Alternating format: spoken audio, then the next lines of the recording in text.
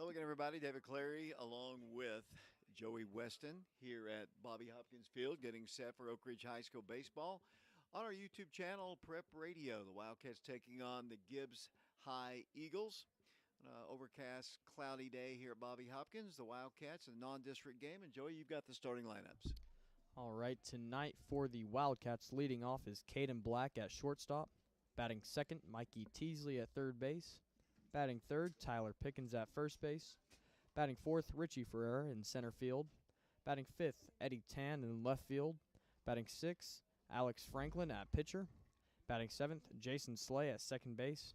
Batting eighth, Kyron Welch at catcher. And batting ninth, Jacob Franklin in right field. And for the Gibbs Eagles, leading off is Braden Graves, the shortstop. Batting second, Hayden Mills, the third baseman. Batting third, Talon Owens, the first baseman. Batting fourth, Mason Melton, the catcher. Batting fifth, Will Sharp. He's on the mound tonight for the Eagles.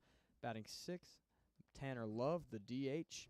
Batting seventh, Zayden Ivey in center field. And batting ninth, Landon Smith in left field.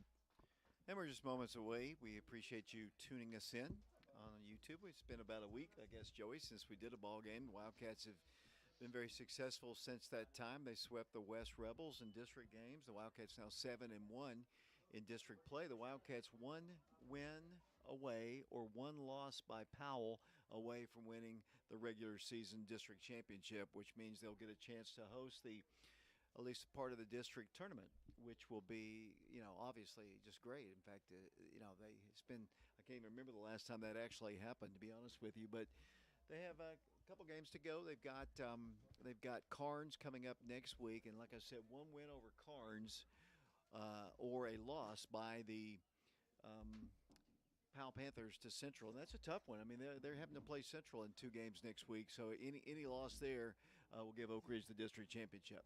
Yeah, Powell and Central, 2 very good teams in this district. Oak Ridge was fighting for that number 1 spot with those 2 teams, and they ended up taking the lead in the league. So the Oak Ridge are in a good position right now, and they're just going to have to fight a little bit longer to win out the regular season. The umpires and the 2 head coaches meeting down in the batter's box down at home plate. And so we're just moments away from our national anthem and the first pitch of this game, and this non-district game, Oak Ridge taking on the Gibbs High Eagles. And we're going to turn off our mics here. I'm afraid James is going to start blaring the music once again. Of course, just to remind everyone who's not used to our broadcast, if we turn off the mics and you think there's no sound, it's because the music is playing on the public address system, and we don't want YouTube to take us down, as they have in previous ball games when we've been up here with the obnoxious music coming through the booth here. It's not the music itself, it's the proximity of the speakers to us. Now, James Branson, the public address announcer, is making the announcements, and we're about to have the first pitch of the ball game, the ceremonial first pitch. Throwing out the first pitch will be Stephen Burr of Nuclear Care Partners. He is the community outreach member. You can reach Stephen Burr for any of your former Atomic Workers benefits.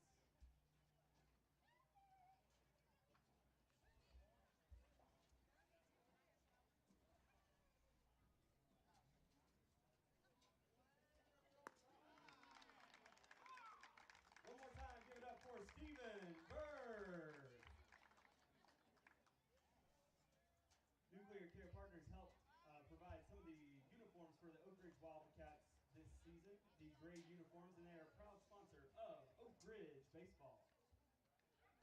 Now for the starting lineups for both teams, we will start with the visiting Eagles of Gibbs High School. Batting first, playing shortstop, will be number 3, Braden Graves. Batting second, number 10, third baseman, Hayden Mills. Batting third, playing first base, number 5, Talon Owens. Batting fourth and catching, number 15, Mason Melton. Batting fifth and pitching tonight, number 22, Will Sharp. Batting sixth and designated hitting tonight, number 11, Tanner Love. He will be batting for the second baseman, number 7, Wyatt Davis. Batting seventh and playing center field, number 1, Zayden Ivey.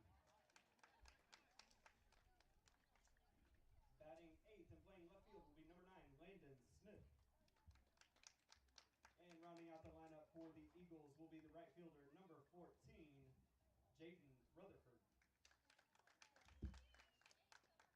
And now for the starting lineups for your Oak Ridge Wildcats.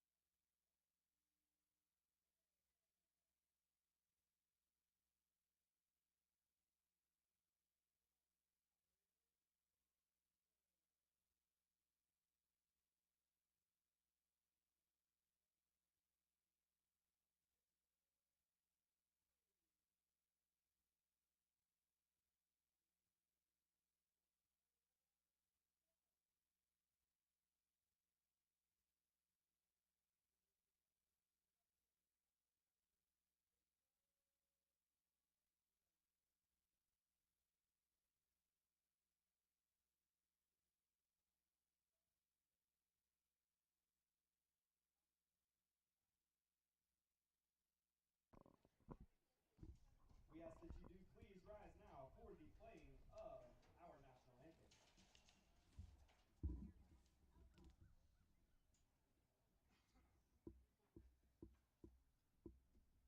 Oh, say, can you see by the dawn's early light what so proudly we hailed at the twilight's last gleaming, whose broad stripes and bright stars the rule of perilous fight o'er the ramparts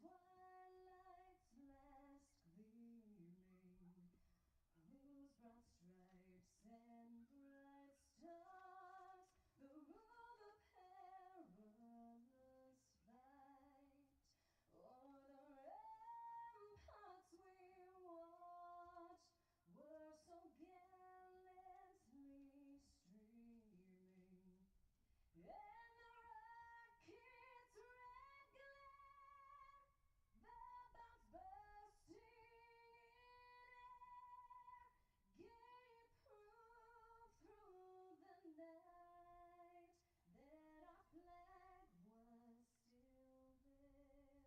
there. Oh, say does that star-spangled banner yet wave o'er the land of the free and the home of the brave.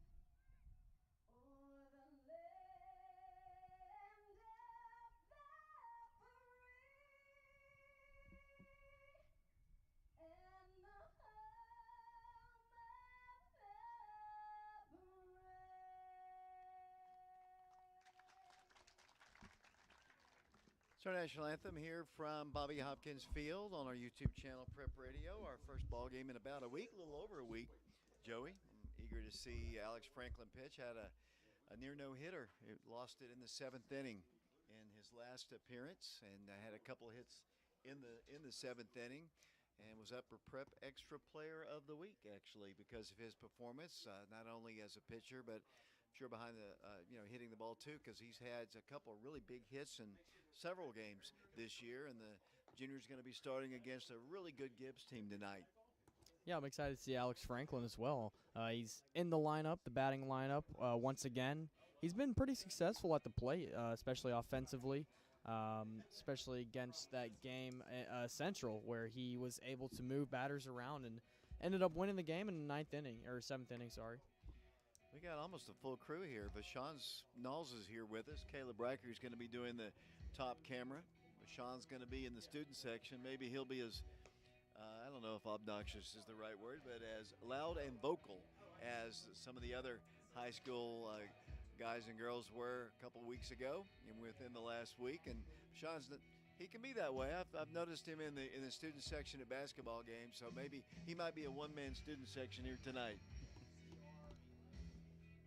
Going to turn off our mics here as we get ready. Alex Franklin is warming up on the mound. We'll be back with the first hitter in a moment.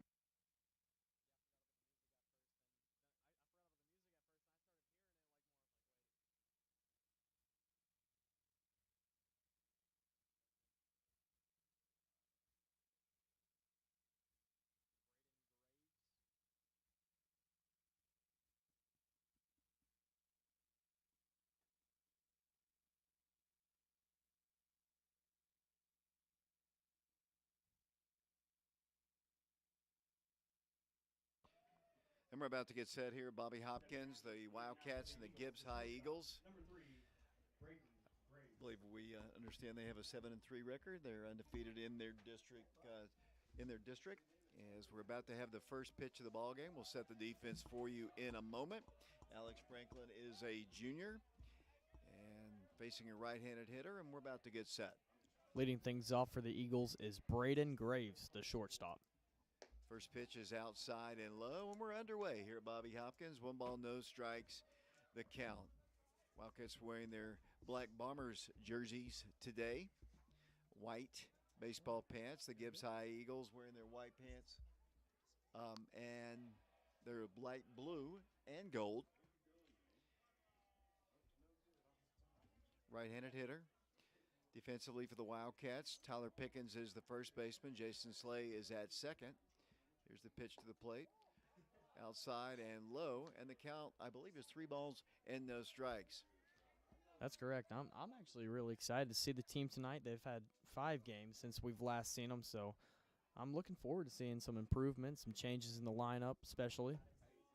There's a called strike down the middle. The count is 3-1. Yeah, they knocked off the team from West Virginia. They beat a team from Kentucky, and I believe the rest of that tournament was canceled. They did knock off West, as I mentioned, on 2 different occasions. And here's the pitch. That's outside, and that is ball 4. So good start for the Eagles. Down the first with the leadoff walk. Takes his base. Batting now is Hayden Mills, the third baseman. Third baseman, number 10, Hayden. You know, one of the more famous alumni who played baseball for the Gibbs High Eagles. And I know you're not a country music guy, but Kenny Chesney played baseball for Gibbs. Did you know that? I did not know that, actually. Right. He donated a lot of money to the baseball park there. And they have a nice one. There's a breaking pitch in there for a called strike. The count is 0-1. We don't know much about this team. No, they run a lot or how they move runners around like Central does with their bunting. And Oak Ridge is a really fast team, and they like to steal bases. Kind of a medium lead not going. The pitch is bounced to the plate. Good stop there by Kyron Welch, who is the catcher. Caden Black is the shortstop. Mikey Teasley playing third. Looks like Eddie Tan is in left. Richie Ferreira is in center. And over in right field, it would appear to be Jacob Franklin. Pitch to the plate. Hit to left field. That's a solid base hit. Eddie cuts it off, and he's got to play at third. The cutoff man throw goes to the cutoff man, Caden Black, and they've got runners on the corners with nobody out. Solid hit. Eddie did a good job getting to the ball, but the runner was going on the play, and he easily made it around to third base. Yeah, great hit. The runner already had a pretty big lead and was stealing that base, so nice hit and good job moving the runner around. Batting now is Talon Owens, the first baseman. It's a really nice day here. It's a little cloudy, a slight breeze blowing towards the outfield. Runners on the corners, a really good lead at first by the base runner. They've got a runner at third, not going. The pitch is a breaking pitch, hit softly on the ground. Could be 2. There's 1 at second. The throw back in time for a double play. Oh, unless he drew him off the bag. I think that might have happened. I didn't see. It looks like. And really nice play. And now they're going to confer. He looked dead out for a double play there. The 2 umpires get together. The runner stayed at first, and let's see if he is out. From my angle, he was out, but we'll see what these 2 guys decide. He is out. And it is a double play, so that's what I like that we did not see in several of the other ball games when the 2 umpires, like the foul home run against Maryville, the umpires didn't get together on that. They got together here. The run does score, and it's 1-0, but there's 2 outs now. Batting now is Mason Melton, the catcher for the Eagles. You don't want to trash the umpires with me, Joey? I was just saying they just made a good call by getting together. And which I like. I mean, I wish they would do that more often. Yeah, no, seriously. Especially against Maryville that game. I mean, that was crazy. Off the first pitch, foul home run. 1-0 Gibbs. We're in the top of the first inning. The pitch to the plate from Alex is a breaking pitch. Catches the inside corner at the belt. And count is even at 1 ball and 1 strike. Nice breaking ball by Alex Franklin there. Franklin has the sign from Welch, the 1-1 pitch, hit on the ground, foul. Up the third base line, you can tell, Gibbs has a good tradition of baseball, but the sport that they excel in at Gibbs High School is women's softball. They are state champions almost every year. They're in the state tournament almost every year. And just a great tradition of women's softball at Gibbs High School. I don't know if you knew that, Joey. James just said that their coach just picked up her 1,000th win. Pitches a fastball called strike 3, and that is out number 3. So he played a half inning here at Bobby Hopkins. The Wildcats trail Gibbs 1-0. We'll be back with the Wildcats in a moment.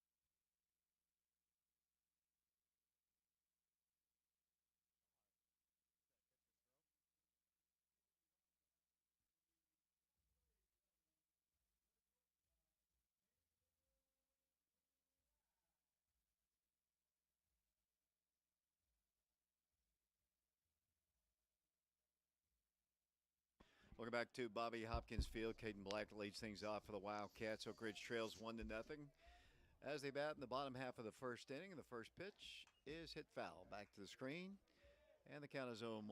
Go over the first 3 batters again for the Wildcats. Leading off, Caden Black. Batting second, Mikey Teasley. And after Mikey is Tyler Pickens. Remind me who the pitcher is for the Eagles. Pitcher for the Eagles is Will Sharp. Here's the 1-strike pitch. Low and inside, evens the count at 1 ball and 1 strike.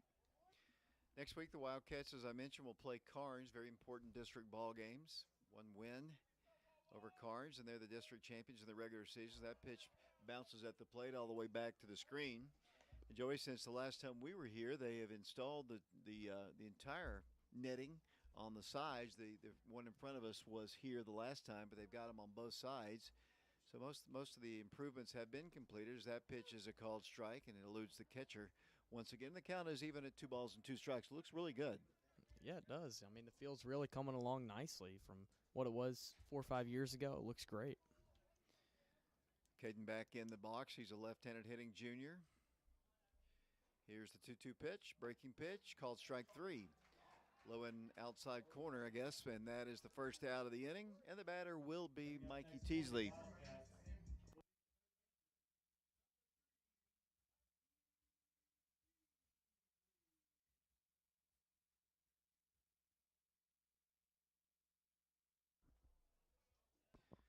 Mikey stands in. The first pitch to him, he might have swung on that one. They asked for help. They say he did not swing.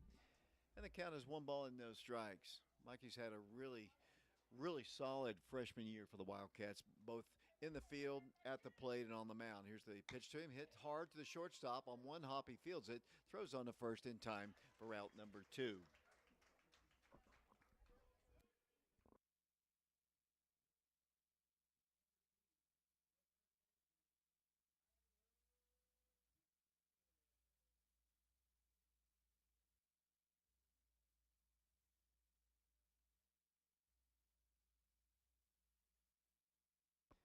Mike's back on. Tyler Pickens, the batter for the Wildcats. 2 outs, breaking pitch, cut on a miss. Had a really good late break on that pitch, and the count is 0-1. Yeah, Mikey made nice contact with that ball. He's had a really great season offensively as well. Talking about him so far. Against that Central team, he showed out huge for them. I believe he had 2 doubles that game. 0-2, another curveball in there for a strike. 2 outs, 1-0 Gibbs. The pitch, fastball, or I guess some kind of a pitch on the outside. It's a ball. 1 ball and 2 strikes. He's got a really good breaking pitch. I mean, it breaks late.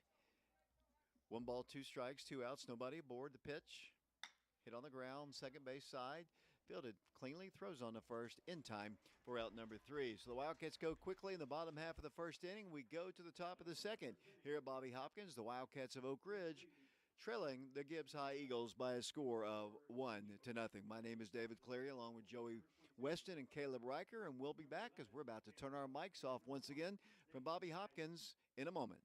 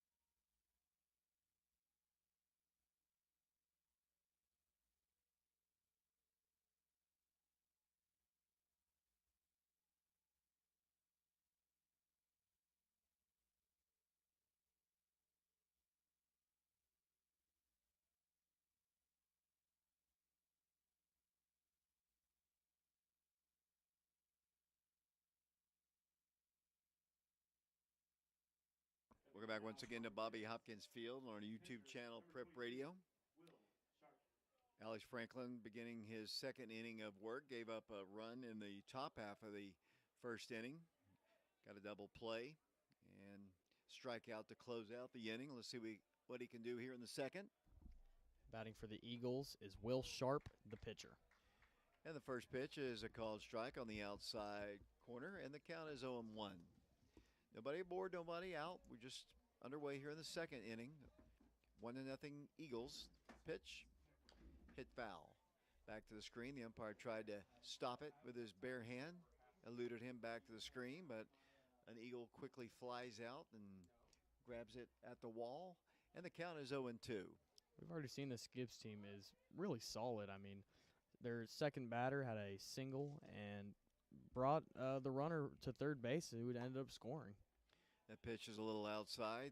Count is 1-2. To Tomorrow, the Wildcats are scheduled, I believe, to play South Doyle. The forecast is not great. We'll see how that plays out tomorrow. 1-2 pitch is hit on the ground, first base side. Tyler Pickens fields it and steps on the bag. An easy out to start the second inning. Nice play by Tyler. Soft little grounder to him. Came up on him right at the last moment, but he really made a nice play, stayed with it, and easily stepped on the bag. Yeah, it did. Took a really weird bounce right before he fielded that ball, but batting now is Tanner Love, the DH. He's a right-hander. Stands in for the Eagles. One out here in the second. And Alex's pitch is outside the ball. 1 ball and no strikes. A few moments ago, I saw former Wildcat hurler and former East Tennessee State pitcher Donnie Sharp in the house. Good to see him at the ballpark. Breaking pitch in there for a called strike, and the count is even at 1 ball and 1 strike. Donnie and his dad played baseball at Oak Ridge High School. His sister Leah was a state champion Lady Wildcat basketballer. His other sister Ashley Sharp played basketball as well for the Lady Wildcats years ago. There's a swinging strike. It's always good to see when we see former alumni in the house here. We got our football group here once again, some other students. Some of the basketball guys are here as well. And we have Caleb too. He's a member of the track team. Here's the 1-2 pitch, way outside. Evens the count at 2 balls and 2 strikes. Both these pitchers, Alex Franklin and Will Sharp, have really nice breaking balls. They really move a lot at the end. Like I said earlier, Alex had a no-hitter in his last, but it was spoiled by somebody in the press box who pointed it out as the pitch is a ball. And the count, I believe, is full, 3 balls and 2 strikes.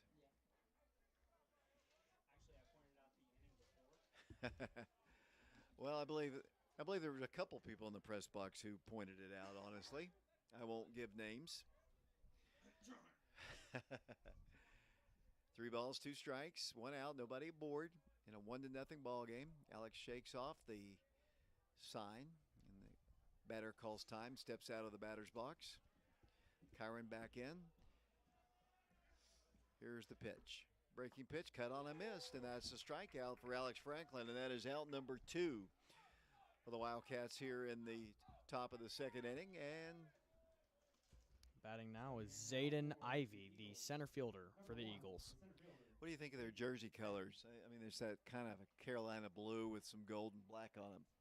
You know, they're all right. I feel like yellow and blue is a little odd, but it still works. You know, last year, unfortunately, their football team had to play their ball games away from their stadium. They had done some renovation work on their stadium, and the contractor didn't get it right, and they had to play, I think, a bulk of their home games at Carson Newman. That's a pretty long ways. The ball's hit on the ground softly to Jason Slay at second. Easy out and an easy inning for Alex Franklin here in the second inning. We go to the bottom of the second inning here at Bobby Hopkins Field in Oak Ridge, Tennessee. The Wildcats trailing Gibbs by a score of 1-0. We're on our YouTube channel. Subscribe to us, and you'll be alerted each and every time we go live with an Oak Ridge High School broadcast. We'll be back to Bobby Hopkins in a moment.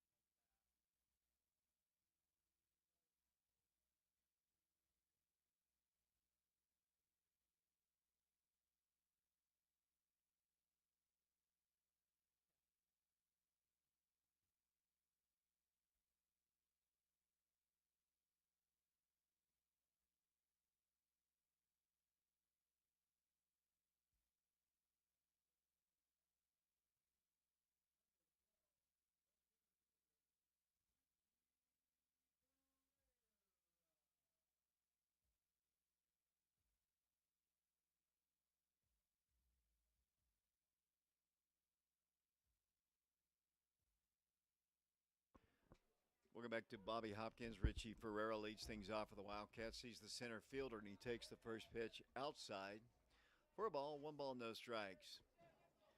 Alex did a pretty good job working out of trouble. He had runners on the corners in the first and limited the damage to the 1 run. Got the double play grounder. That ball's hit well to center field. The center fielder back on it, under it now, and makes the catch in right center field for the first out of the inning. Batting now is Eddie Tan, the left fielder. He's usually just a DH, but he is in the field tonight. Yeah,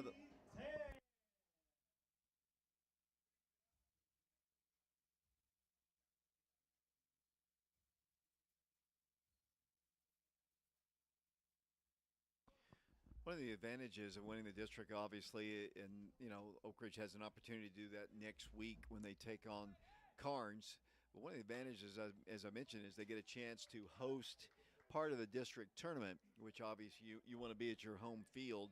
The district tournament, the region setup is a little different this year. Wildcats would love to get to the region tournament and play the teams out of District 4 as that pitch is cut on and missed, and Eddie behind in the count, no balls and 2 strikes. Kind of surprising over in that district. Well, not surprising because Hardin Valley always has a good baseball program. Let me talk about that after this 0-2 pitch. Ripped to left, that's a base hit. He waited on the curveball, and he hit it hard to left, and it eludes the left fielder, and Eddie's headed towards second. So it's a single, an error, and the Wildcats have a runner in scoring position with 1 out. Great job by Eddie there to get on base for the Wildcats, and he's at second, so he is in a good scoring position for Alex Franklin. Batting now is Alex Franklin, the pitcher. What I like about that,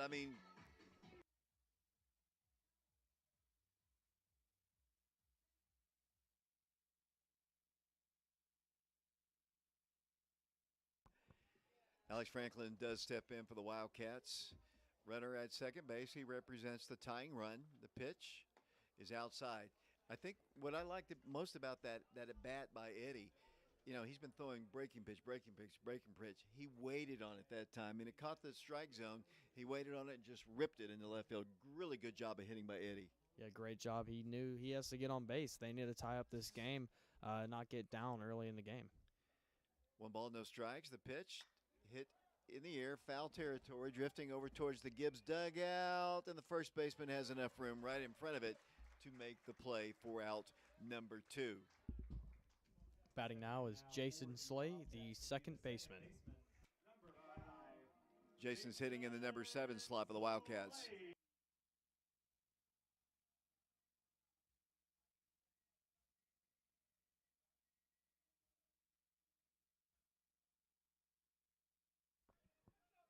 Take a 2-out hit for the Wildcats to get this tying run in. 1 out base hit by Eddie, and he's in second base. Jason Slay will be followed in the Oak Ridge order by Kyron Welch, the catcher. Jason hitting in the number 7 slot in the batting order. Eddie takes his lead, and the pitch. A little bit high, just a little bit above the belt. It was center cut there, but it was called a ball. A little change in the batting lineup. We usually see Jason at the number 9 slot. Instead, it's going to be Jacob Franklin. And Jacob's been struggling a little bit at the plate, hoping to work through that. Here's the pickoff play at second. He throws it into center field, but, Eddie went in, on his belly, couldn't get up in time. And really a good job by the center fielder. I think if he takes off, he probably, with a good throw, is going to be thrown out at third. So wisely, he's still at second. He's just as good there as he would be at third, and you risk the chance of getting him thrown out at third base. Right, yeah, good job by the center fielder once again for backing that ball up. And it was a smart decision by Eddie. I mean, he got up a little late and made the right choice. 1 ball, no strikes. Tan takes his lead off of second. Pitch to the plate, breaking pitch, in there for a called strike. Evens the count, 1 ball, 1 strike, 2 outs, second inning. Gibbs scored their lone run in the first inning. Leadoff man came around to score on a double play. Here's another pickoff play, and second baseman covering, and easily back to the bag goes Eddie Tan. Wildcats wearing their Bombers jerseys. Once again, as I mentioned, those are the black jerseys they wear in tribute to a former team here at Oak Ridge back in the Day, ball's hit on the ground in the hole. Eddie should have been going on contact. He delayed and is going to end up at third base. Ball was a high bounder, but there are 2 outs in the inning. I think Eddie, if he had it all to do over with he would go on contact there, but he does end up at third. Another good job of hitting is Jason waited again for that breaking pitch and just waited and waited and then slapped it into left field.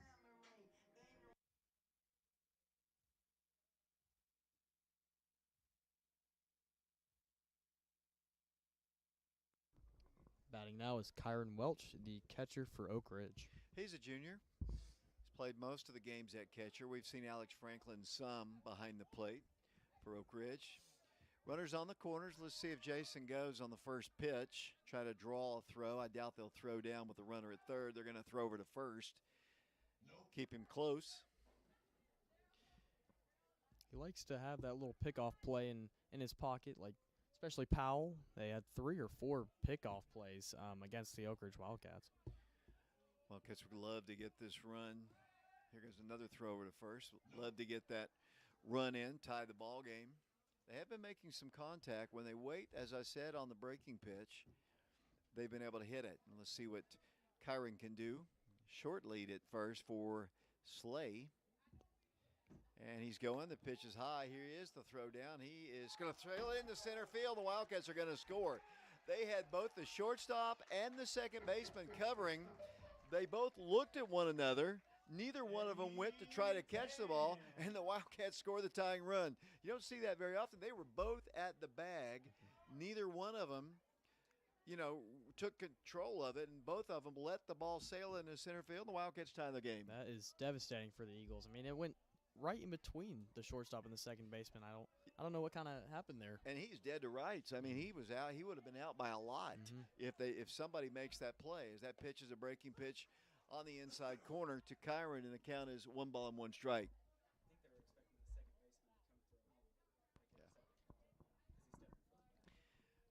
Either way, as the word that Joey just used, devastating for the Eagles. As that pitch is a strike. And our count is 1 ball and 2 strikes. Let's see, how can we pick on Caleb today? We haven't really found any reason to. Absences. It's always good to have 1 ball, 2 strikes, 2 outs, run in, 1-1 our score. The pitch hit on the ground, center field. That's a base hit. Here comes the Wildcats around third. Jason Slade getting the green light. Here's the throw. It's cut off, and no play, and the Wildcats take the lead 2-1. All of this happening after 2 outs. The Wildcats got the 1-out double, or 1-out single and an error by 10, and then the Wildcats with back-to-back hits. Great inning for the Wildcats so far. Great RBI from the junior Kyron Welch. Batting now is Jacob Franklin, the right fielder for the Wildcats. The right fielder, Jacob.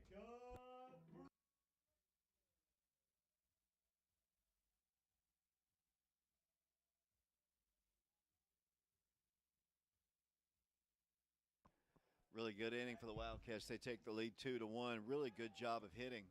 Good base running and a mistake by the Gibbs Eagles, keeping the inning alive.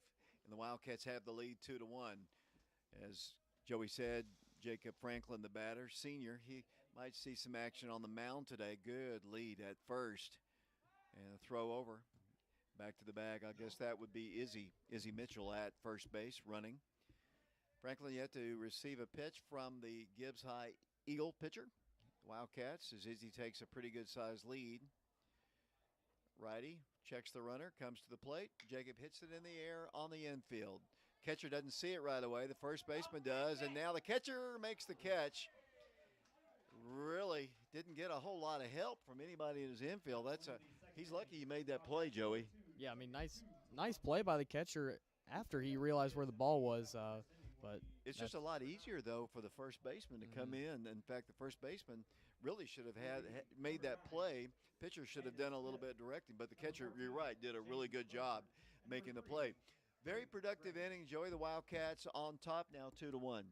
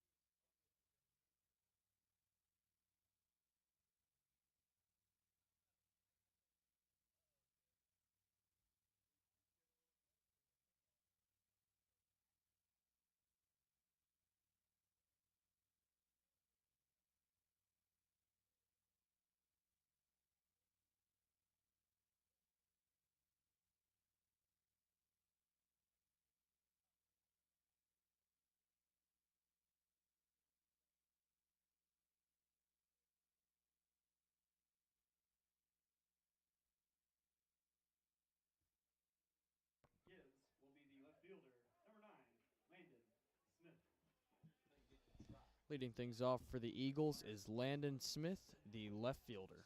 Wildcats in the lead, 2-1.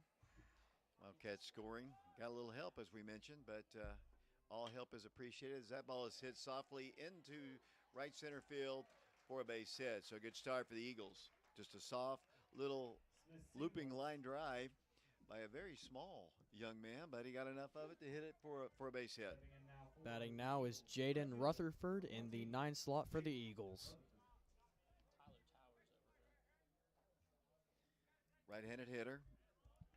Runner at first, nobody out. He represents the tying run. The Wildcats have the lead 2-1 as we play here in the top of the third. Alex's pitch hit on the ground. Could be a double play. Oh, nice play. They're going to get the one at first, and it's bang, bang. The ball wasn't hit as hard. Caden made a great play, fielded it on really a nice short hop. He looked at second. Jason was there, but the runner had advanced down to the bag, and if he throws it to second, they most likely don't get the guy out at second. So he just had enough time to get the speedy runner at first for the first out of the inning. Once again, great play by Caden Black to pick that ball. It was really tricky grounder. Batting now is Braden Graves, the leadoff hitter for the Eagles. He scored their first run and only run. Has an opportunity to, that ball bounced at the plate. 1 ball, no strikes. He scored on the double play. No RBI there, incidentally, if you're scoring at home. I don't know if many people are scoring at home. I'm just hoping there's people at home watching. 1 out, runner at second. Alex's pitch is cut on a miss. Really nice pitch that time by Alex Franklin. And the count is 1 ball and 1 strike. Well, looks like the basketball team is rolling in, more and more of them. Looks like, yeah, Wildcats. You know, the basketball team has been very supportive. Here's the pickoff play down at second. Easily back to the bag. Caden Brighthart in the house. We've been saying, I see Cooper Williams and a lot of the football guys. The football guys are on the right. The basketball guys are on the left. Here's the 1-1 pitch. Way outside. Gets stopped by Kyron. And the count is 2-1.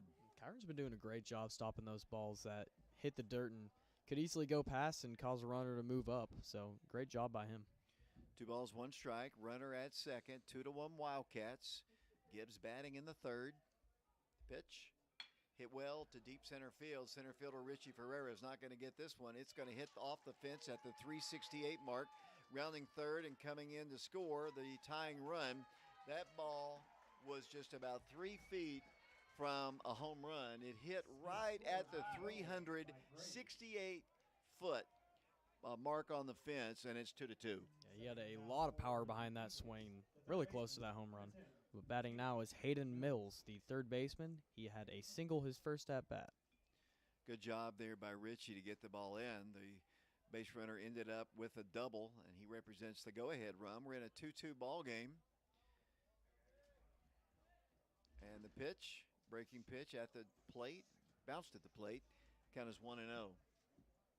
That ball was tagged 367 feet. Yeah, well, it really 368 feet, just didn't go over the fence. Yeah, I mean, and it was more of a line drive, too, so, I mean, it was a hard-hit ball. 1 out. Alex checks the runner, comes to the plate, called strike. 2-2 our score. The Gibbs Eagles scored their first run in the first. The Wildcats scored 2 in the bottom of the second. Gibbs has tied it here in the third. Pitch, outside a ball. The count is 2-1.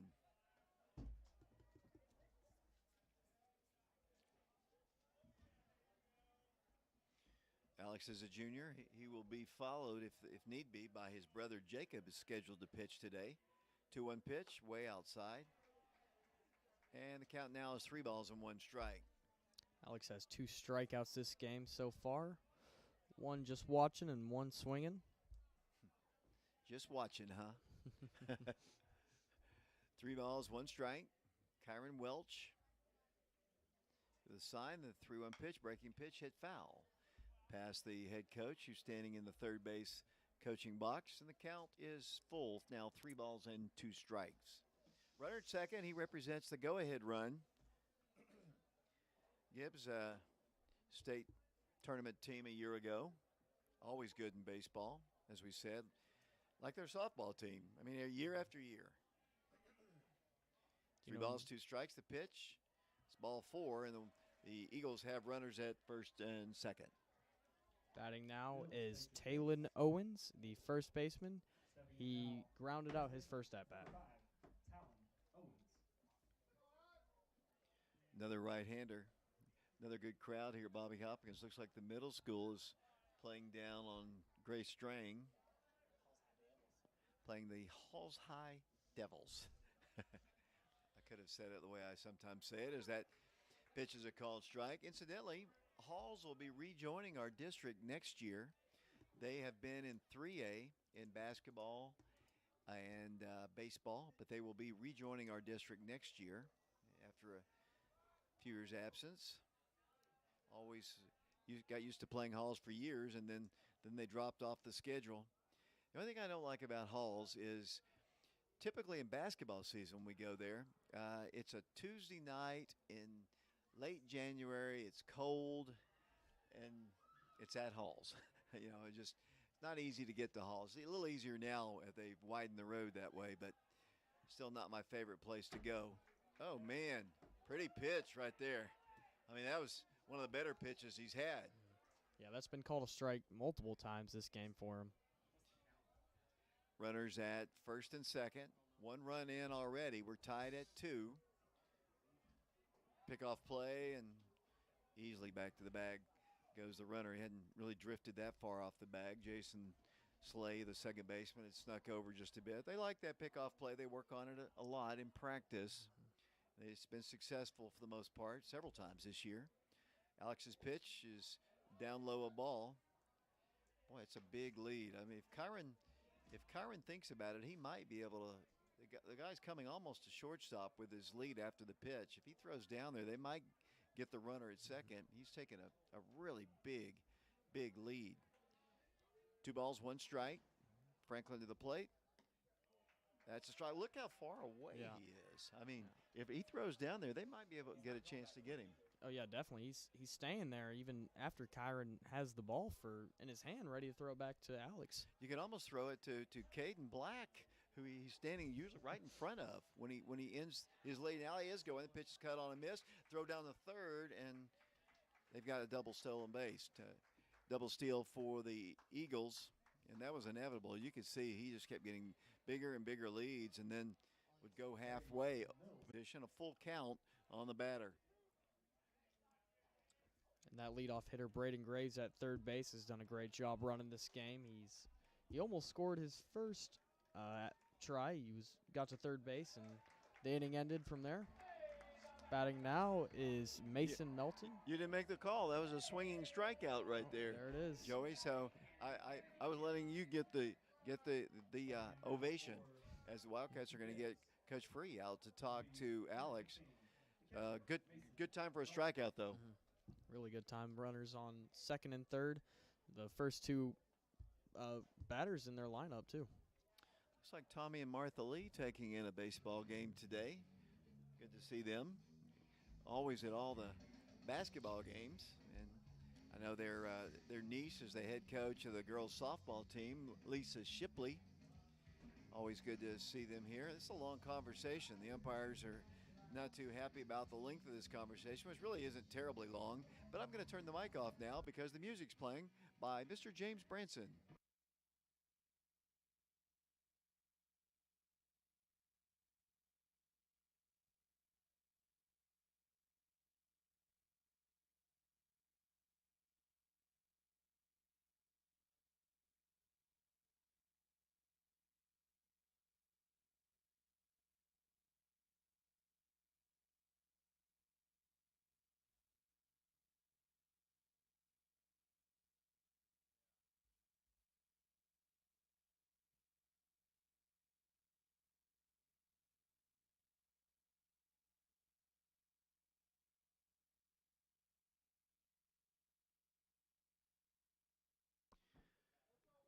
Conversation, a long one, out at the pitcher's mound.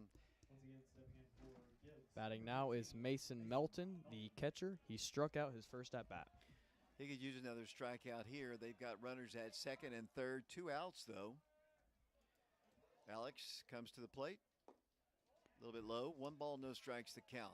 Would be huge for the Wildcats to get out here and hold the Eagles to just 1 run this inning.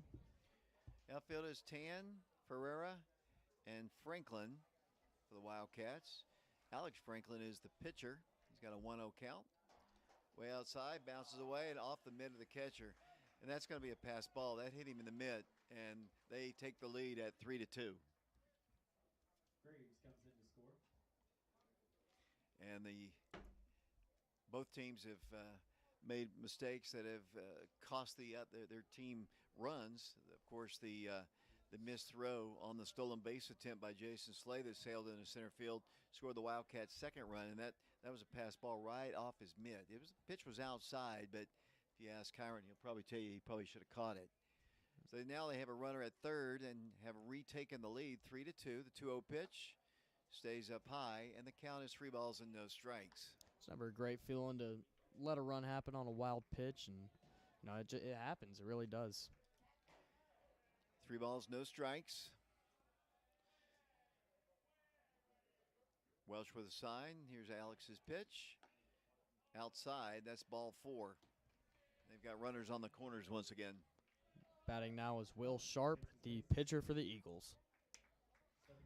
That conversation that Coach Free had with Alex obviously didn't settle things for him. I saw Coach Free, kind of turn his back on the field and walk back towards the dugout. So things happen in baseball. It's still very early. We're only in the 3rd inning. And it looks like we might have one of those high-scoring affairs by the way this one has started. Yeah, quite possibly. It was a little slow in the 1st inning, and the Wildcats started this up by getting those 2 runs, and it's going kind of like a little snowball right now. Right-handed hitter. Runner at third, runner at first. Alex Franklin trying to work out of trouble. The top of the order has been pesky for him. He's been able to get through the bottom half with much ease. As that pitch is hit on a high hop to third base. Nice play by Teasley. Displays that great arm, but great throw there, but the Wildcats commit an error at first base. The catch was not made, and they've got another run, and that's a couple of drop balls here in this inning that have hurt the Wildcats, and it's 4-2.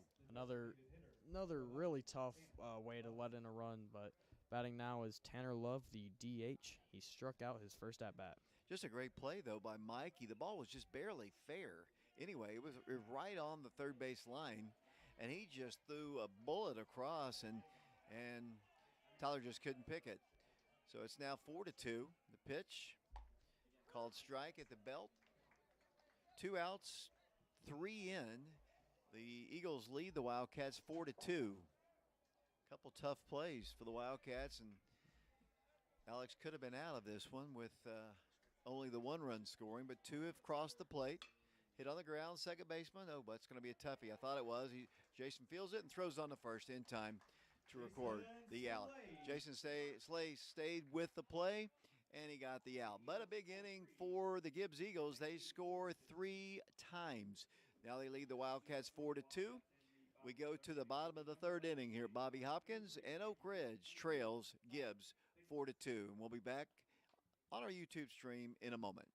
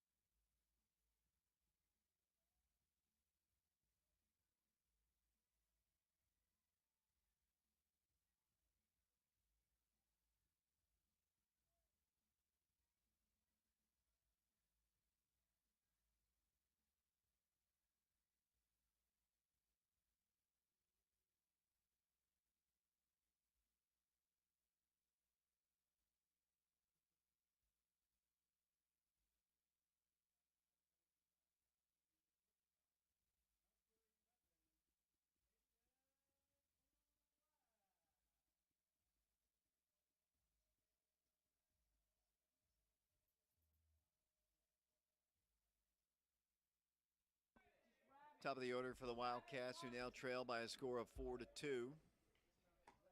Cade Black leads things off for the Wildcats. A strikeout victim, I believe, his first plate appearance, and he takes the ball outside. 1 ball, no strikes. And the game could be at 2-2 right now, but a couple errors and pass balls led the Eagles to be up 4-2. Pitch to Caden, hit right back to the pitcher. Just got in the way of it, and boy, that's a bang-bang play at first, but he is out. Wow, that ball was hit like a rocket.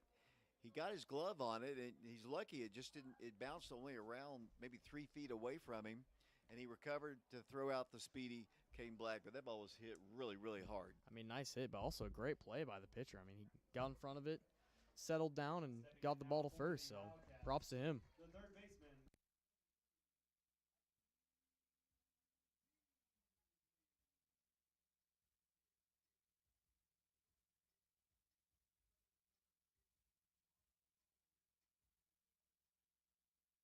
Mike's back on here at Bobby Hopkins, and here's Mikey with 1 out. The breaking pitch is in there for a called strike. 4-2 Gibbs.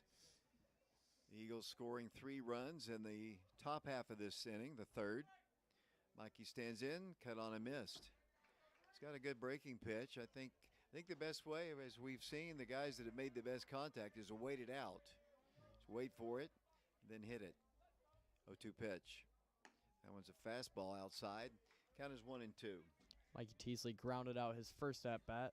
Not a bad hit ball, though. A little bit of a line drive that dove down on the dirt, and he was thrown out.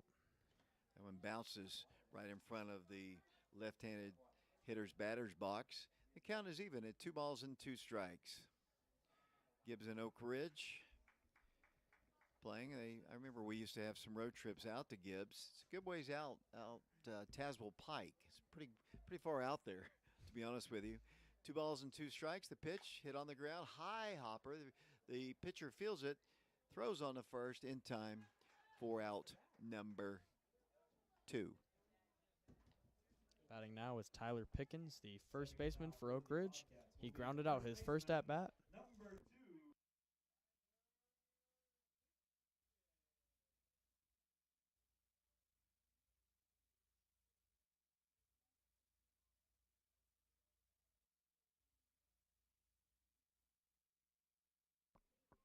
Shamar Green in the house here. Wildcat basketballer. Ball is hit foul back to the new screen. And the count is 0-1. 2 outs, nobody aboard here.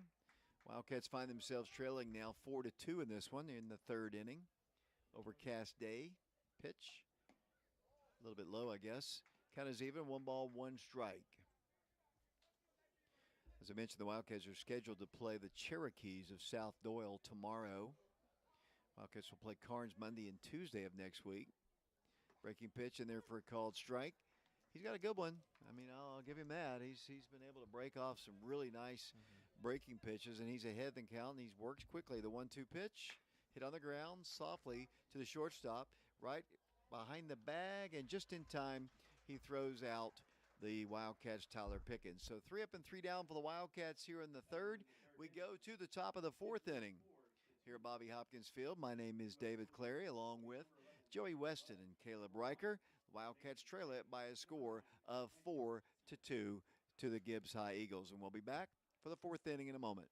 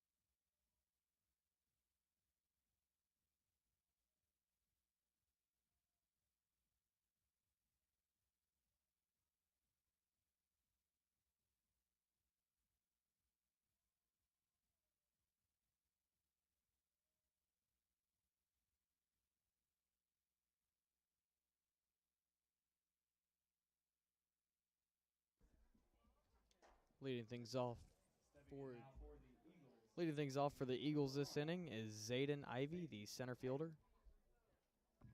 Fourth inning, 4-2 Gibbs. Alex Franklin started the ball game. He's gone all the way to this point, obviously. And the first pitch of the fourth inning is a ball hit right up the middle, and that's a single into center field. Ball was hit right back where it was pitched. And once again, the Eagles, for I believe the third inning of the four, have gotten their leadoff man aboard. That's correct. And batting now is Landon Smith, the left fielder for the Eagles. He singled his first at bat and later scored in the inning. Ball wasn't hit hard, but just in the right place, right back up the middle.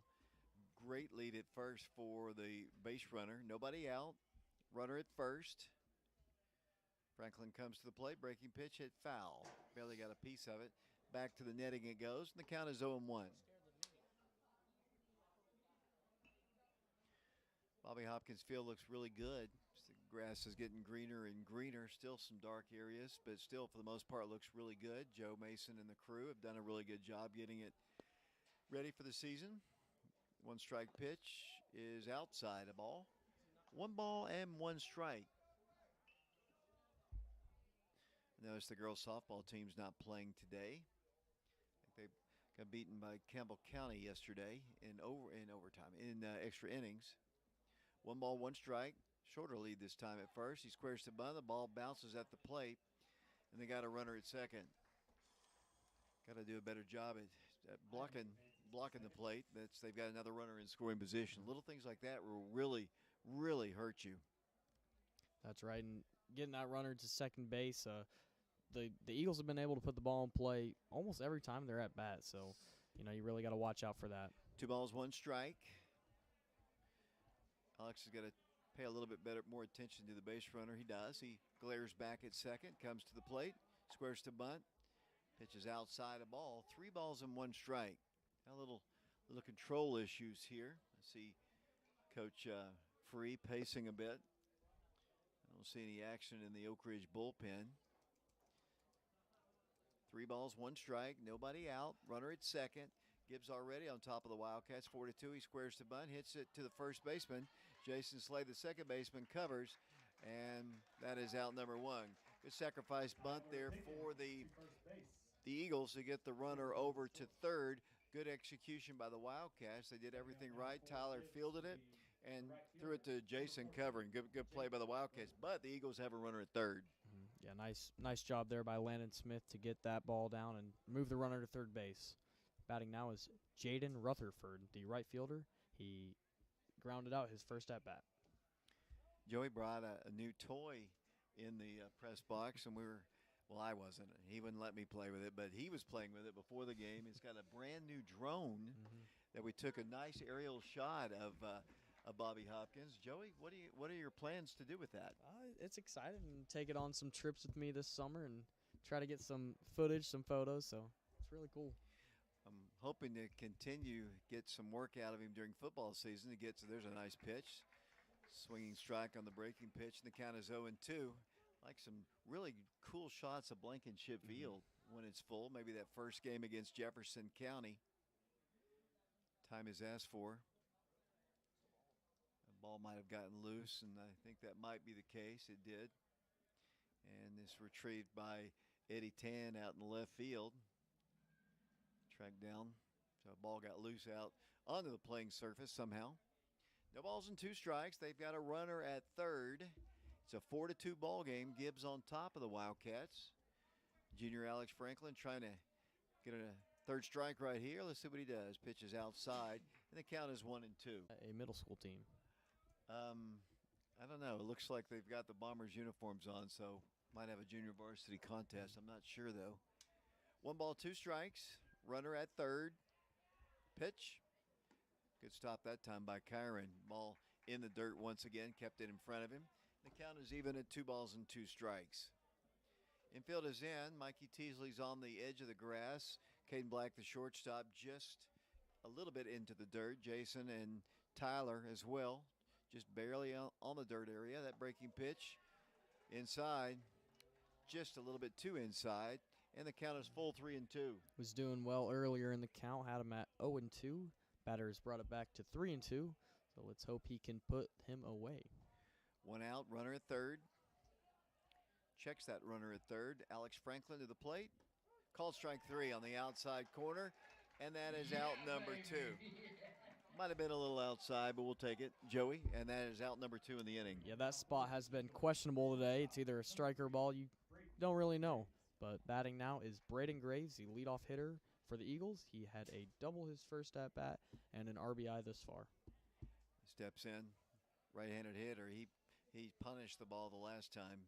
Alex has got to be careful with the runner at third. But there's 2 outs now. Pitch, fastball, a little bit low and outside, I guess. That one looked better than the previous one. Yeah, definitely did. Maybe it's the makeup. Maybe. 1 ball, no strikes. Alex checks the runner at third. The pitch, hit on the ground. Third base side, foul territory. Mikey fields it in foul territory right around the third base bag. And the count is even at 1 ball and 1 strike. We've got 2 outs here in the 4th inning. The Wildcats took the lead 2-1 in the bottom of the second, but 3 runs helped along by some miscues by the Wildcats in the third have given the Gibbs Eagles a 4-2 lead, and Alex trying to work out of trouble again here in the 4th. He's got a 1 ball, 1 strike count. The pitch inside corner at the knees for a called strike, and the count is 1-2. The Wildcats have been in this same kind of position, a runner on third typically with 2 outs left in the inning. Last inning, of course, the Eagles were able to get the runners on second and third in. Time is asked for by the batter. The football guys, the basketball guys, the good students section here, just not very vocal here today. Must have been a long day at school or a long week as we prepare for Friday. Not many more days for you, though. Pitches hit foul back to the screen. How many more days until you graduate, Joey? I think it is the 19th of May, so we got about a month left until my last day of school is. Are you going to be sad? No, I'm excited. Head off to college. It's going to be a fun experience. Are your parents going to cry when you go out there and walk the stage? You know, I hope not. Here's the pitch, breaking pitch inside, close. Count is 2 balls and 2 strikes. Will you cry is the question. No, I don't think so. I think I'm going to have a good time in college. Caleb might cry, though. 2 balls and 2 strikes. 2-2 pitch. Fastball outside, way outside. Count is full, 3 balls and 2 strikes. He has gotten ahead of the hitters and then has had to work through it. Has another full count. He's had several of those. 1 strike away from ending this 4th inning. They've got a runner at third with a good, dangerous hitter, and he swings and he misses, and a great play. They throw him out for the 3rd out. Nice pitch. Just broke one off, and a really good job by Alex to get out of trouble here in the 4th. They pick up a base runner on a single. They leave him stranded. We go to the bottom of the 4th inning. Bobby Hopkins Field in Oak Ridge. Wildcats trail Gibbs by a score of 4-2. We'll be back on our YouTube channel, Prep Radio, in a moment.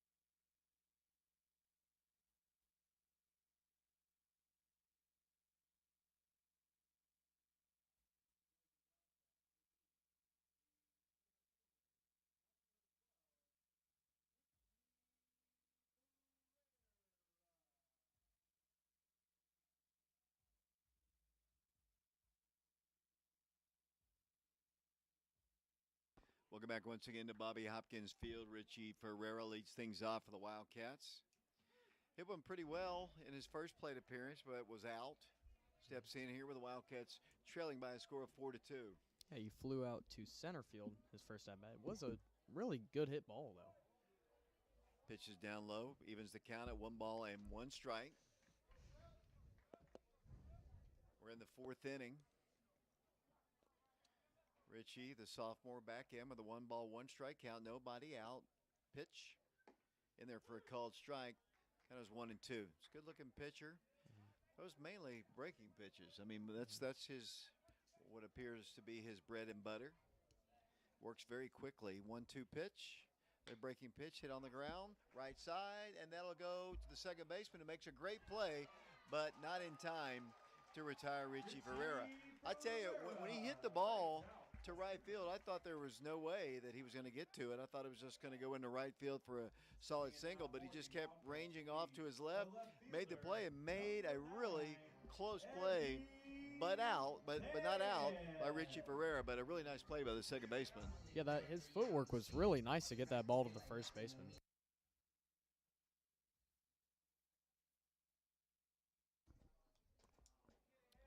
Here's Eddie Tan, step again, nobody out, runner at first. Richie takes a good-sized lead. Wildcats down 4-2 as they bat in the fourth inning.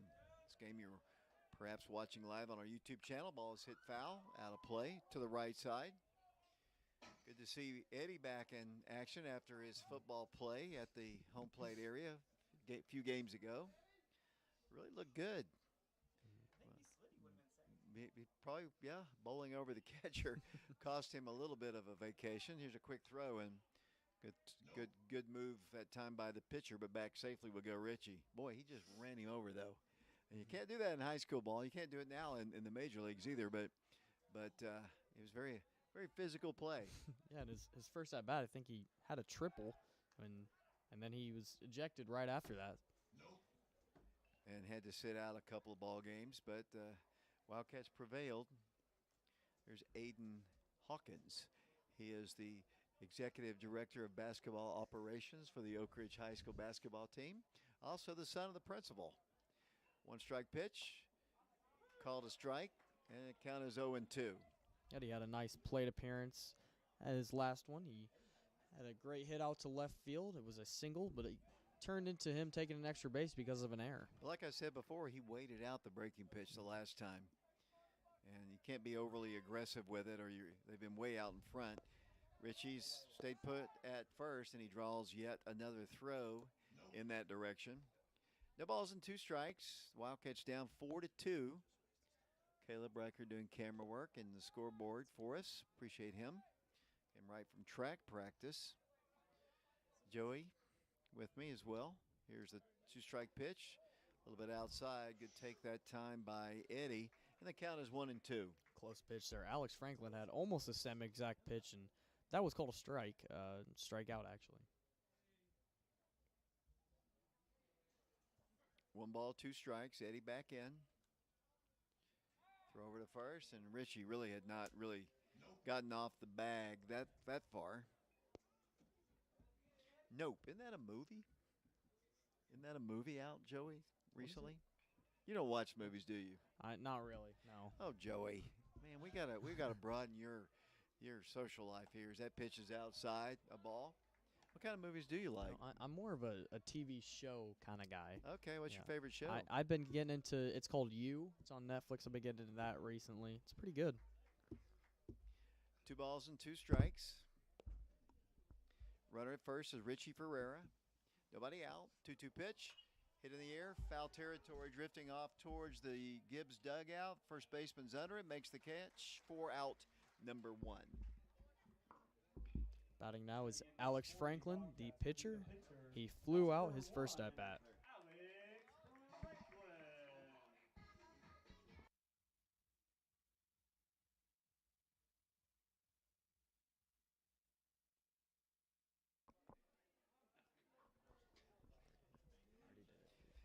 Alex stands in. Runner at first is Richie Ferreira. Takes his lead off the bag. 1 out here. The Wildcats down 4-2. Pitch grazed him. Looked like very close to it. Missed him. And the count is 1 ball and no strikes. Alex almost caught one in the on his number, but he was able to get out of the way. 1 ball, no strikes, 1 out. First base coach has words with Richie Ferreira, who takes a short lead off the bag. Right-hander with a 1-0 pitch. Hit on the ground, foul. Over once again towards the Gibbs dugout. And the count is even at 1 ball and 1 strike. Yeah, those hit by pitches. I can't remember another batter being hit besides Caden Black. I mean, he was getting nailed against Campbell County. Yeah, several games for early on the season. Eddie Tan got hit quite a bit, but Caden for sure. Here's another quick throw over, and back standing goes Richie Ferreira. Pitcher's got a good move. He's got a good strong arm that way. We're in the 4th inning. The Wildcats down 4-2. The Wildcats scheduled to play South Doyle tomorrow. As the pitch is a breaking pitch, and he wanted to pull a trigger, Alex did, but just couldn't pull it on the breaking pitch, and the count is 1-2.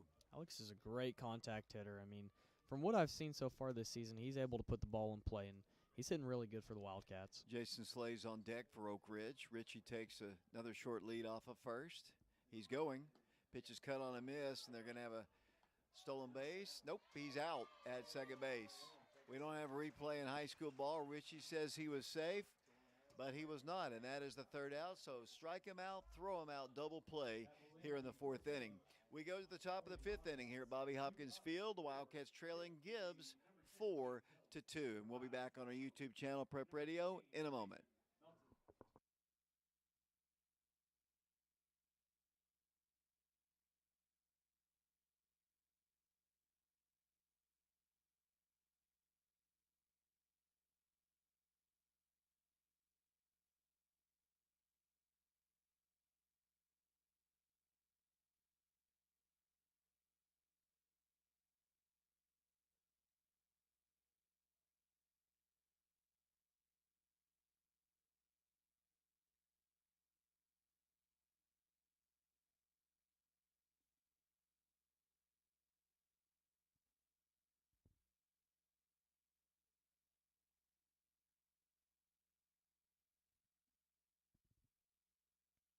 While we have time, I'd like to go over a fundraiser for the Scarborough 85 statue. This is going to be held at the Scarborough Community Center. The address is 148 Carver Avenue, Oak Ridge, Tennessee, 37830. The cost to get in is $85, and all proceeds go to the Scarborough 85 Scholarship Endowment Fund. It's going to be a fun day. Skills Challenge begins at 11 a.m. on Saturday, July 29th. And the activities are going to be a 3-point contest, free throw contest, run, pass, and kick contest, and all ages are welcome. Cash prizes will be handed out to 1st, 2nd, and 3rd places. And if you're interested, contact John Spratling at 865-363-9759 or email him at jspratling@ortn.edu. Once again, phone number 865-363-9759.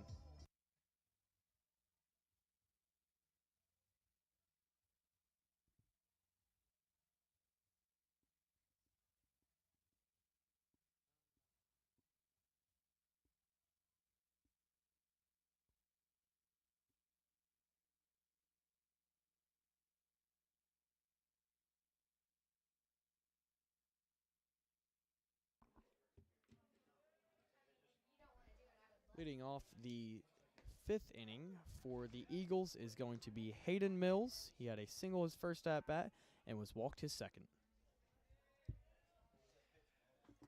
4-2 our score. Gibbs in the lead. Gibbs a really good baseball program, as we've mentioned, as Alex throws one low and outside. And the count is 1 ball and 1 strike. Getting late, we're in the top of the 5th inning. That random drawing seemed to be a little bit fixed there. Seemed like there was some nepotism. I know 2 of the 3 winners are in the same family, as that pitch is hit foul and out of play. James, did you handle that, or did Tommy do that? I plead the 5th. He pleads the 5th, he says, but funny. You know, they had a little drawing for some prizes here, and the Shipley Lee family come away with big wins as that pitch is bounced to the plate. And the count now is 2 balls and 2 strikes. This Gibbs team they're really offensive. I mean, they're good offensively, especially their first couple batters. I mean, Braden Graves, 2 for 3 right now, and Hayden Mills, 1 for 2. With the that pitch is hit on the infield foul territory and almost takes out some of the spectators here at Bobby Hopkins Field. The count remains at 2 balls and 2 strikes. Very sound, with the exception of that one play on the stolen base where the second baseman and shortstop miscommunicated, didn't catch it. Really, they've been very solid in the field. Ball is hit once again into right center field, and that's a base hit. So just soft contact. That's all they need. Just barely put the bat out there, hit it where it was pitched, and that's a base hit. And I want to reiterate, that's the 4th time they've had a leadoff batter on base for them to start off the inning. Batting now is Talon Owens, the first baseman. He grounded out his first at-bat and struck out his last. Right-handed hitter. Alex Franklin has gone all the way for the Wildcats. I saw his brother earlier today, and he told me that he might be the first relief guy if Alex needs it. Pitches down low a ball. 1 ball and no strikes. Our 2 favorite camera guys just got into it, and one of them totally dominated the other. It was Caleb that dominated. 1 ball, no strikes. Quick throw to first.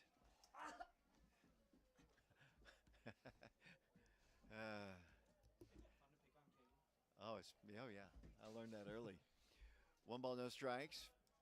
Franklin checks the runner at first. The pitch just outside, I guess. And the count is 2 balls and no strikes.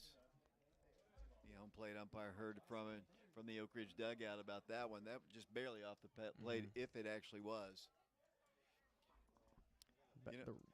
Sorry, I was going to say the runner on base, Hayden Mills, has had a stolen base so far this game. I'd like to see if he's going to try it again. And that ball was line drive to Caden Black. He makes the play for out number 1. Batting now is number 15, Mason Melton, the catcher. He struck out his first at-bat and walked his last. Right-handed hitter. Sean's out the door with his victory over Caleb, and he feels good about it. And out he goes. Pitch is down low. Blocked in front of the plate by Kyron Welch, who's at catcher position today. He's a junior. We'll go around the defense again for the Wildcats. You've got a senior at first and Tyler Pickens. He's holding the runner on at first. Your second baseman is another senior. That would be Jason Slay. Been in the program all 4 years. Runner going, pitches inside. Here's the throw. Nobody covering, but Caden Black backed up the play. Caden Black is the shortstop. They've got a stolen base and a runner in scoring position. Once again, leading 4-2 here in the 5th. The shortstop is the junior Caden Black. The third baseman is the freshman Mikey Teasley. The left fielder is the senior Eddie Tan. The center fielder is the sophomore Richie Ferreira. And the right fielder is the senior Jacob Black. And I mentioned Kyron Welch. He is a junior. He's playing catcher, and his pitcher is the junior Alex Franklin. I think I got all that right, Joey. 1 ball, 1 strike, 1 out, runner at second. Good lead. The pitch, breaking pitch hit in the gap, and that's going to plate another run. Cut off nicely by Richie Ferreira. Here comes the throw. It's going to be a little closer. No, it's cut off there by Pickens. Richie got to her pretty quick, and they've got another run, and it's 5-2. Just contact. Nothing fancy. Just put the ball where it was pitched and lined it into left center field, and it's 5-2 Gibbs. That's right. They've been putting the ball in the right places. I mean, right in the gaps. But batting now is Will Sharp, the pitcher for the Eagles. He grounded out both at-bats. They've got a courtesy runner out at second as well. So they scored a single run in the first, 3 in the third, and 1 here in the 5th for their 5 runs. The Wildcats' only runs were scored in the second inning. They got a little help from Gibbs. Very solid Gibbs team. Pitch, fastball hit right back. Oh boy, he had the runner between second and third. He goes the safe route and gets the out at first. But I tell you, they had that runner at third. If he wanted to, he wasn't even halfway. Alex did a great job, fielded it, looked that way, for a second and then thought better about going ahead and getting the easy out at first, but they would have had that guy at third. Batting now is Tanner Love, the DH for the Eagles. No. Okay, go ahead. I'm sorry. Go ahead, Joey. He struck out his first at bat and grounded out his last. Pitch to the plate, breaking pitch, inside corner for a called strike. I've noticed high school umpires, if you got a really good breaking pitch that just looks good when you throw it, if it's somewhere around the plate, they're going to call it a strike. Have you noticed that? Yeah, no, I have definitely noticed that. One strike pitch. That one is not as good. Maybe not. almost hit him, and the count is even at 1 ball and 1 strike.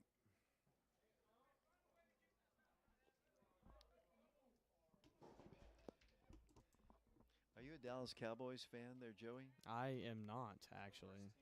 Very few people who have any kind of sports knowledge like the Cowboys anymore, as that pitch is outside, and the count is 1-2. No. I was saying this for Caleb's. Caleb's a big Dallas Cowboy fan. I think he likes the Astros, too, in baseball. 1-2 pitch, down low a ball. And the count is 2 balls and 2 strikes. You know, I'm more of a Giants fan, I'd say. Titans and the Giants, those are probably my go-to teams for the NFL. Okay. I don't really keep up with it that much, though. We need to work on your baseball here. What, do you have a favorite baseball team? Ooh, I mean, yeah, I'll have to say the Braves, but, I mean, I don't really keep up with the MLB that much. Breaking pitch hit foul up the third base line. Count remains at 2 balls and 2 strikes, 2 outs here in the 5th, 5-2, Gibbs. I think they're, if not the defending state champions, they were in the state tournament a year ago, and I think they might have been state champions a year ago. 2 balls and 2 strikes, 1 runner on base for them. He's at third base.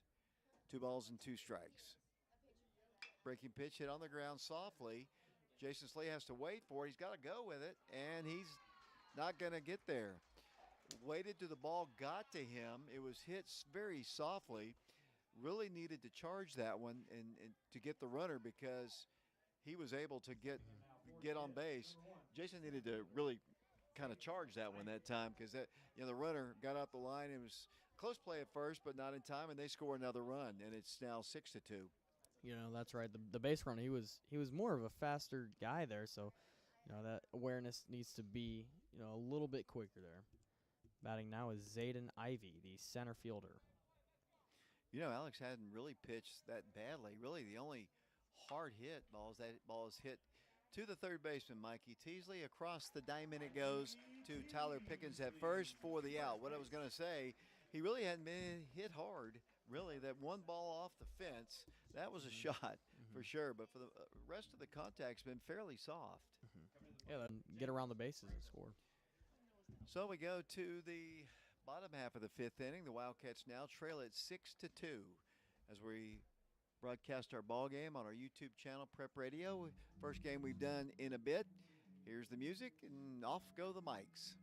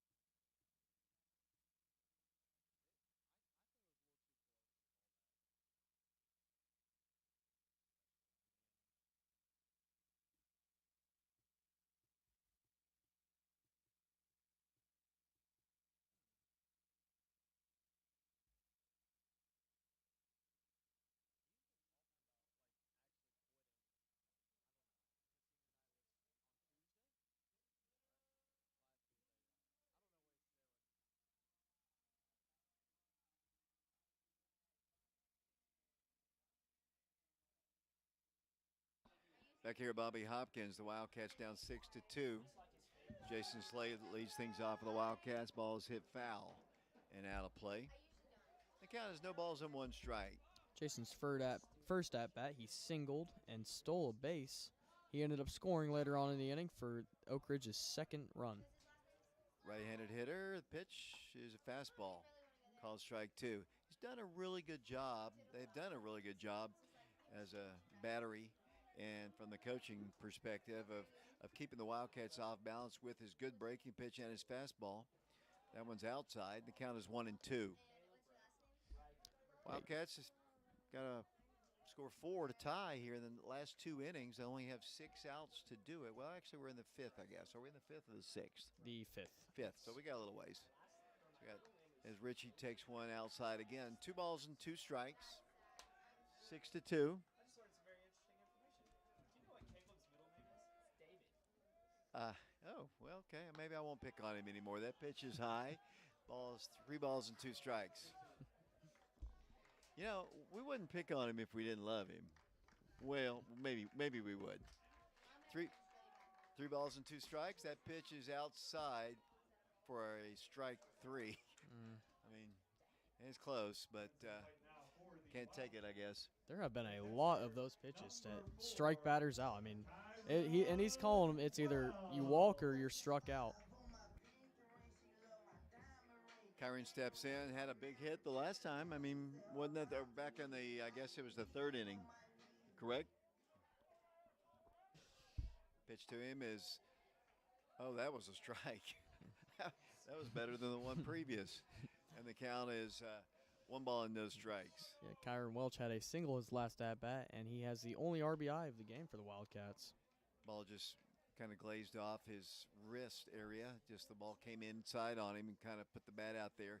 Fouled it off, and the count is even at 1 ball and 1 strike. Jacob Franklin on deck. Umpire goes out to look at the baseball, and it's good. He hands it back to him. Getting overcast. We're expecting some rain tomorrow. The Wildcats do have a scheduled game against South Doyle. The key games, this game and tomorrow's game, are, you know, just baseball games. That pitch is on the outside corner for a called strike, 1 and 2. The most important ball games of the season are coming up on Monday and Tuesday, Joey, when they take on Carnes. Yeah, Carnes they're a solid team. They really are. They have been in the past, and it's going to be an interesting game. Well, why it's important is the district standings. The Wildcats need to win one of the 2 games. If they win one of the 2 games, as I said, they are the district champions of the regular season and will host the district tournament, at least some of the district tournament. And as Jacob steps in, he swings and he misses at a pitch, and the count is 0-1. Plus, you know, what happens if Powell were to lose to Central, that very easily could happen. And Jacob swings and misses badly on that strike, that pitch outside. I'd continue to throw it outside because he's waved at it twice. I wouldn't come inside with it. He stays out there, and Jacob doesn't swing. Any combination of an Oak Ridge win or a Powell loss, and the Wildcats are district champions. Yeah, that is huge. I mean, it's a tough district. I mean, it's Powell, Central, 2 very good teams. They're very similar, actually. Right. You know, in the old days, Halls was involved with there. Halls used to be a state tournament team. They'll be back with us next year. That pitch is outside, and the count is full. 3 balls and 2 strikes. There's 2 outs here. Top of the order, Caden Black is on deck. We're in the 5th.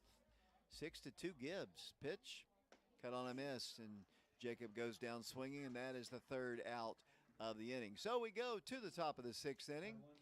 Cloudier and cloudier. Scoreboard reads Gibbs 6, Oak Ridge 2. My name is David Clary, along with Joey Weston and Caleb Riker, and we'll be back on our YouTube channel, Prep Radio, in a moment.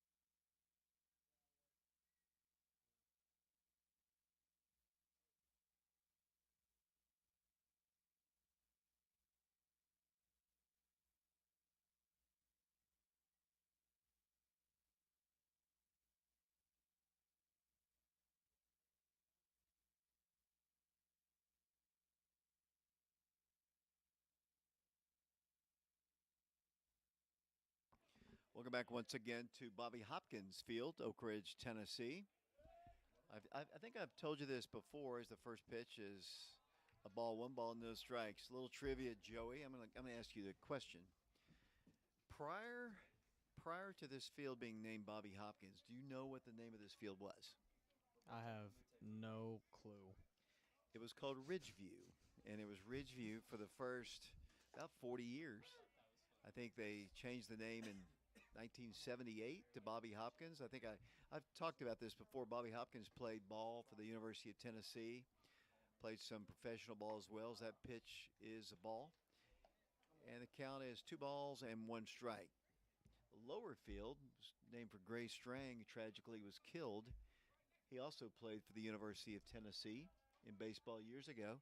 The field right behind us, and I'll talk about that one a little bit more detail in a moment. I think the count is 2 balls and 1 strike. One thing that Gibbs has done really well in this game is to get their leadoff man aboard. They've done that in several of these innings. That pitch is hit right to Mikey Teasley. Doesn't make the catch, but does record the out. The ball is hit right on the button. Mikey is so nonchalant about things. That ball was a scorcher. He just put his glove up, hit it, and it dropped right at his feet. No problem. I've got an arm. And he just zipped it across the field. He is a very calm player out there, especially for a freshman. I mean, it's just amazing. But So there's one out here, and one of the few times this game, as I mentioned, the Wildcats have gotten the leadoff man out for the Gibbs Eagles. There's a called strike. Field behind us is named Kevin Callia Field.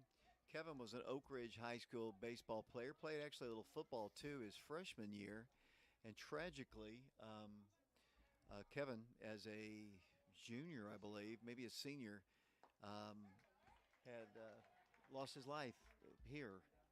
He had a cardiac arrest as a junior in high school, or a senior. I can't remember. It was in between.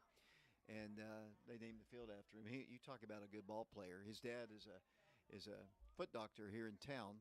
He might be retired at this point. There's a swinging strikeout, route number 2. And that happened back in the 90s, back in the late 90s. And that's why that field is named for Kevin Callia. He was destined for greatness in baseball, let me tell you. But unfortunately, tragically, had a heart condition, passed away, had a heart attack right down there on Great Strang. that Yeah. is very tragic. I actually did not know any of that. I mean, that's Well, I'm old. information to me. I know a lot of stuff. You know, when you get old, you accumulate a lot of knowledge that, very seldom do I get a chance to use it. Hmm. And that ball is ripped to left but foul. Ball was hit hard. They've hit a couple balls hard in this inning, but they have nothing to show for it. Batting now is Braden Graves, the leadoff hitter for the Eagles. He walked his first at bat, doubled his second, and struck out his last. We lost most of our high schoolers. I'm wondering if we going to get some showers passing through here. 1 strike pitch upcoming. Alex Franklin's gone all the way. We're in the 6th. There's a called strike. Nice one. And the count is 0-2. Well, I'll give you some more trivia here then in a second. We'll see if you can answer this one in a moment. I know you're a golf hockey kind of guy, and I don't really have much of that. Ball's hit foul again. Blankenship Field, the Oak Ridge football field, was named Blankenship for whom? Do you know? James says he's raising his hand. He knows the answer. Joey, do you know? Can I call a friend? You may call a friend, and James is your friend, I know.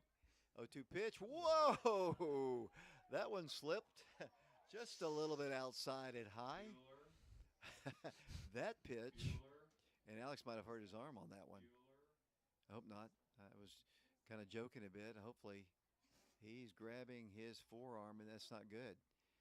That ball slipped out of his hand, and I was joking about it, but now it's a little bit more serious as Coach Free and the umpire are out to talk to him, and hopefully he'll be okay.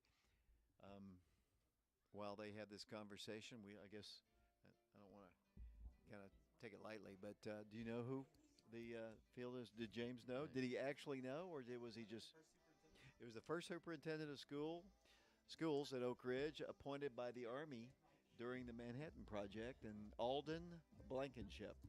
Okay, I did not know that. Okay, have you been to a basketball game at Oak Ridge High School? I have, yes. Do you know who the field is named, or the basketball court is named for? I have no idea. That would be Jill Pruden Oh, Floor. okay. Do you know who she is? Yes, she was my 5th grade gym teacher Yeah, back in Robertsville. the second or third winningest coach in Tennessee girls basketball history, and one of the top coaches. Coached a national team in Russia one year, and Alex Franklin will exit, and we'll hope his arm's okay. He kind of grabbed that forearm, and hopefully that's not a serious injury, like a Tommy John type thing. Hopefully, ball just slipped, and he pitched a lot of pitches. I don't know the exact amount, but he will be replaced out on the hill, looks like by John Ulrich, and he'll get his warm-ups. He'll have as many opportunities to throw as many as he wants here. Wildcats are down 6-2, and that's tough. I mean, you knew something was wrong when the ball hit halfway up the screen here on that last pitch. Yeah, not quite sure what happened there. I mean, definitely slipped out, but he looked like he was in a lot of pain right after that. We're going to take a break here. When we come back, we will get back to the 6th inning. The Wildcats down 6-2 in this non-district ball game, and we'll be back in a moment.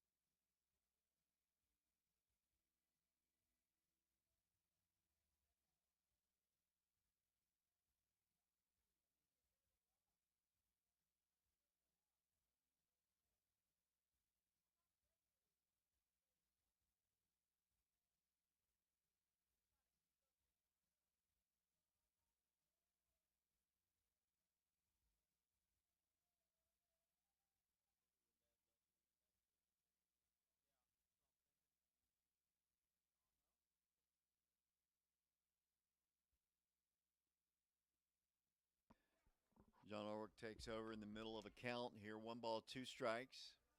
2 outs here in the 6th in a 6-2 ball game. Gibbs on top.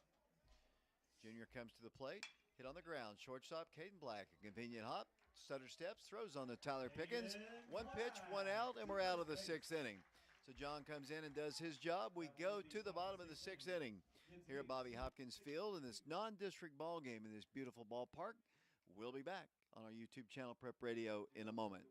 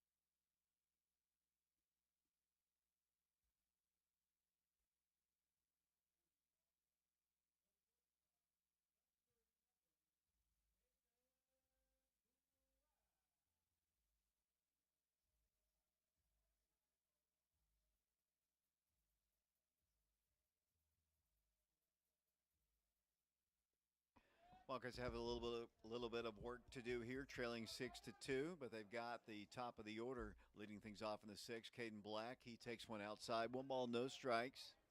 Oak Ridge's first 3 batters have had a difficult time against this pitcher. I mean, none of them have been on base yet, and they're 2 at-bats. Very rarely to keep Caden off the base paths. That ball is hit foul territory and hits this on a bounce, that car up against the tree there. No damage done. Count is 1 ball and 1 strike. Very seldom do we see Caden not reach base somehow. And typically when he's on base, that causes havoc, and that's a called strike. Last time he hit the ball hard, right back to, I believe it was the pitcher, I believe it was, and just bang, bang play. Butt was out. Need him on base. Needs some base runners down 4. Here's the 1-2 pitch. Breaking pitch way outside. Evens the count at 2 balls and 2 strikes. He very well could have had a base hit that last at-bat. Like you said, it hit the pitcher, and he was able to make the play. It was a really nice play, actually. 2-2 pitch. Hit foul. Just stayed alive. Good job of hitting. Ball was in the strike zone. He couldn't really do much with it, so he just put his bat out there and fouled it off. Good job of hitting to stay alive. Yeah, great job. He was a little late to it, and then he just decided to put that foul and get in a better position for himself. Junior back in. Here's the 2-2 pitch. Hit in the left field, base hit. It's going to roll past the left fielder. It's going to go all the way to the fence. Caden's at second. He's heading towards third. He's going to come home, I bet. He's going to get the green light. Here comes the throw. It's going to be not in time. The Wildcats have a run. Caden Black comes all the way around to score. The left fielder, what he did to make a diving catch, he missed it and rolled all the way to the fence for an inside the park home run. That is, you don't see that very often. That is awesome. I knew as soon as it got past him and started rolling, Caden was going to come home. Inside the park home run. I mean, he dove for it. That's not an error. And once it got past him, I mean, he probably should, and he was playing shallow anyway. He probably should have played it on the hop, but he tried to make the play, and he almost did. He almost did make a play out there as that pitch is called strike. I believe the count is even at 1 ball, 1 strike. 1 run in. Wildcats now trailing at 6-3. That pitch is cut on a miss by Mikey Teasley. Takes a walk outside of the dirt area of the home plate. And the count is, I believe, 1-2. 1 run in, the pitch. Hit in the right side towards the right field line. The right fielder over towards the line, makes the catch in fair territory for out number 1. Yeah, I mean, the left fielder on that Caden Black play, he tried to make the right play. It was the right decision. He just had a lack of backup for him. So the Wildcats at least have scored a run here. Scoreboard continues to freak out once again. They have to reboot it all the time. I mean, you got a really nice scoreboard at the track right now. Be nice to get a nice scoreboard here at Bobby Hopkins as that pitch is outside to Tyler Pickens. What has Tyler done today? He has grounded out his both at-bats today. Right-handed senior, pitch inside. 2 balls and no strikes. I believe it is 6-2, unless I'm wrong there. 6-3, I'm sorry. Pitch, cut on a missed. 6-3 is our score. Wildcats scored 2 in the second, 1 here in the 6th inning. 2 balls, 1 strike. Tyler back in the pitch. Hit right side again. Deep. Right fielder, though, under it. Calls for it and makes the catch with his blue glove for out number 2. So 2 fly ball outs to right field. And the batter now will be Richie Ferreira. Richie flew out his first at-bat and singled his last.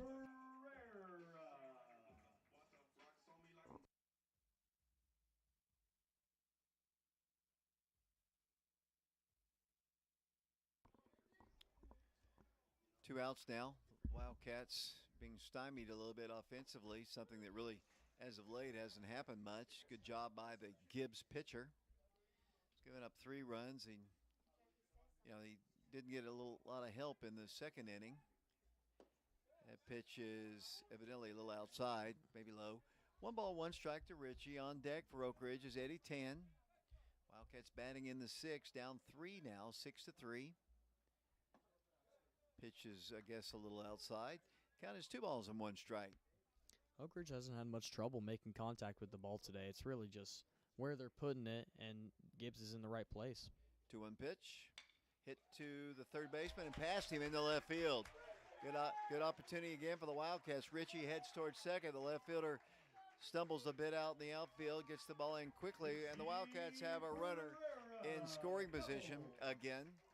We'll give him a double on that. The Wildcats with a couple of extra base hits here in the sixth inning. The Wildcats need to get it done here with 2 outs once again. Wildcats will get Izzy Mitchell to run at second base for Ritchie, and the batter is Eddie Tan. Eddie Tan had a single his first at-bat, later scored on that inning, and he flew out his last. Well, if they cut us off because of that, that's on me because I didn't turn my mic off as Eddie stands in. A couple of hard hit balls here. 2 outs, though, the Wildcats with Eddie Tan getting a little support from the remaining students who didn't leave when it started to sprinkle lightly. 2 outs, 6-3 our score. Eddie's a right-handed hitting senior playing the field for, I guess, the second straight ball game. He takes one outside. The count is now 1 ball, no strikes against the senior. Oak Ridge is in a good scoring position right now. It'd be great for them to make this ball game a 2-run game, cut that in half from what it was at the beginning of the inning. Little check of the runner. Back to the bag will go Izzy Mitchell. Izzy's also a member of the Oak Ridge football team. Probably will play a little receiver this year for the Wildcats. Here's the 1-0 pitch. Breaking pitch in there for a called strike, and the count is 1 ball and 1 strike. As I mentioned, tomorrow the Wildcats scheduled to play South Doyle. Next week they've got Carnes. I'm trying to remember the end of the week schedule. 1 ball, 1 strike. The pitch to Eddie's hit once again foul back our way. And out of play. I think that was a sound effect played by Mr. Branson. And it sounded like something broke. Phil Jason Coates. 1 ball, 2 strikes. The pitch. Low and outside. Evens the count at 2 balls and 2 strikes. Runner down at second base. His name is Izzy Mitchell. He's the courtesy runner. Or the pinch runner. 2 balls and 2 strikes. The pitch. Eddie swings and he misses at a fastball in the inside corner, and that is out number 3. But the Wildcats do score a run. Get a little closer. We go to the top of the 7th inning here at Bobby Hopkins Field in Oak Ridge. The Wildcats trailing Gibbs 6-3. Joey, I appreciate your work today, and Caleb's as well. Hopefully we might get a chance to do tomorrow's ball game. The weather forecast is not great. We'll keep our eye on that. But we will for sure be doing Carnes games next week, so be prepared for that, ladies and gentlemen. We will have the Carnes games either here or at Carnes. Trying to remember which game is first, whether the home game is Monday here or is it at Carnes. James is looking up the schedule. I came very ill prepared for this one, but now I'm going to have to turn the microphone off, and we'll catch you with that schedule update in a moment.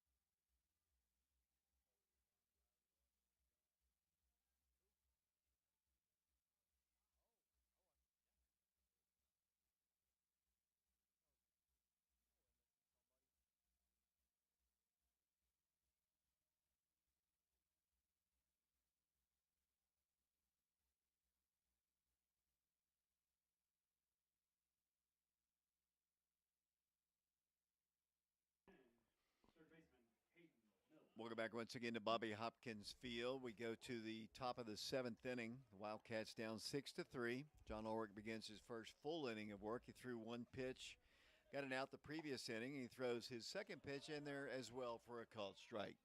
Batting now is Hayden Mills. He's been pretty hot at the plate, 2 for 2 tonight with 2 singles, and he has scored both times he's been on base. One strike pitch. A little low and outside. Evens the count at 1 ball and 1 strike. I was talking to John before the ball game. Been pretty pleased with his velocity. Says he still needs to work on his control. That's what he told me before the game. Self-analyzing. That pitch is hit foul. Out of play once again. The count is 1 ball and 2 strikes. I have noticed that John, he does have a really fast arm. I mean, a lot of his pitches are faster than most we've seen. Yeah, he said he was very pleased with his velocity in his last outing. 1 ball, 2 strikes, the pitch. Breaking pitch. Oh! Pretty looking pitch there, and the count is 2 balls and 2 strikes. Just maybe a little outside, perhaps low. Good looking pitch, though. What about the breaking ball and being called a strike? You're right, Caleb. 2 balls and 2 strikes, the pitch. That one's way up high. Count is full. Kind of overthrew that one a bit. And the count is full. 3 balls and 2 strikes. Hope the Oak Ridge Police are not listening right now, but I saw Parker Free driving earlier. I don't think he's got a license or a permit, but it was on private property. Well, not really. It's city property.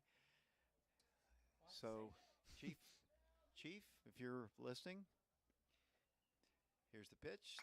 Hit on the ground. That's going to be a base hit inside the bag at third, rolling into left field. That guy can hit. I think I can flat out hit, Joey. Yeah, you can. And he'll be on base. And once again, a leadoff man aboard in an inning. Look how many times they have done that during the course of this game. They've gotten their leadoff guy on several times in this game. That is the 5th time this game they have had a time leadoff in man. 7 innings. So that's that's tough. I mean, that's what you want to do for sure. He takes a good lead out at second. John from the stretch looks in the pitch. Belt high, called a ball. 1 ball, no strikes. Another thing with that is 4 out of the 5 that have got on base from leading off have scored as well. That's typically what happens. Yep. I mean, get them on, get them over, and get them in. 1 ball, no strikes, nobody out. The pitch, called a strike. And the count is even at 1 ball and 1 strike. This is Talon Owens, the first baseman. Grounded out his first at-bat, struck out his second, and flew out his last. John's a slender junior. Covers his face with his glove.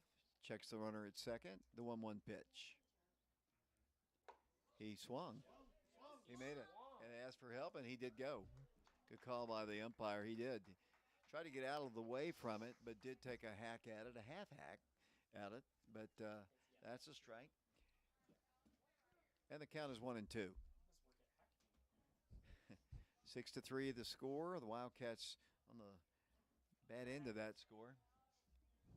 Pitch. Hit it to left field. Left fielder Eddie Tan can't get to it. Can't catch up to it. Another run will score. Rounding second. The ball is brought in.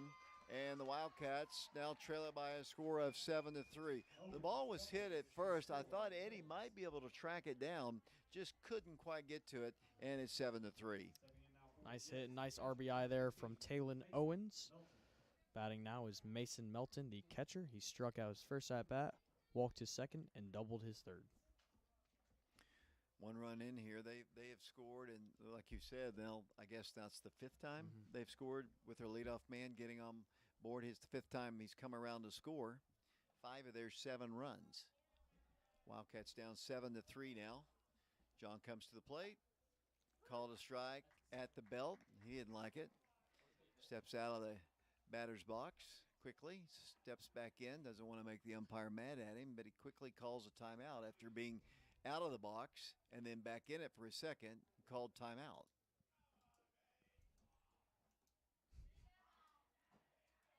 You hear a lot of chatter from their dugout down to our right. Have you ever been to the Gibbs field before, Joey? It's really nice. I may have. It was a long time ago, so I don't know. I don't really remember. Pitch is a called strike. No balls and 2 strikes. What was the last movie you went to? The last movie? Yeah. In the movie theater that I went to, or Yes. that I just saw? Movie theater. It might have been Minions. Minions. The first one, or the second one, or the third one? It's called Minions Rise of Gru. It's like the new one that came out.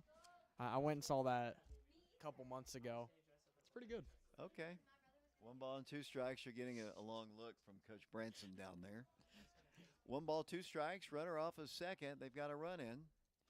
Swings, and he misses, and that's the strikeout. So that's out number 1. Good pitch. High inside with the high heat. And down he goes for the first out of the inning. Batting now is Will Sharp, the pitcher. He has grounded out all 3 attempts. Who's he grounded out to? The first baseman, every single time. Really? Or actually to the pitcher, one time. Okay. Sorry. 1 out, runner at second. 1 run in, 7-3. Pitch is cut on a miss. Way behind on that swing. And the count is 0-1. I'm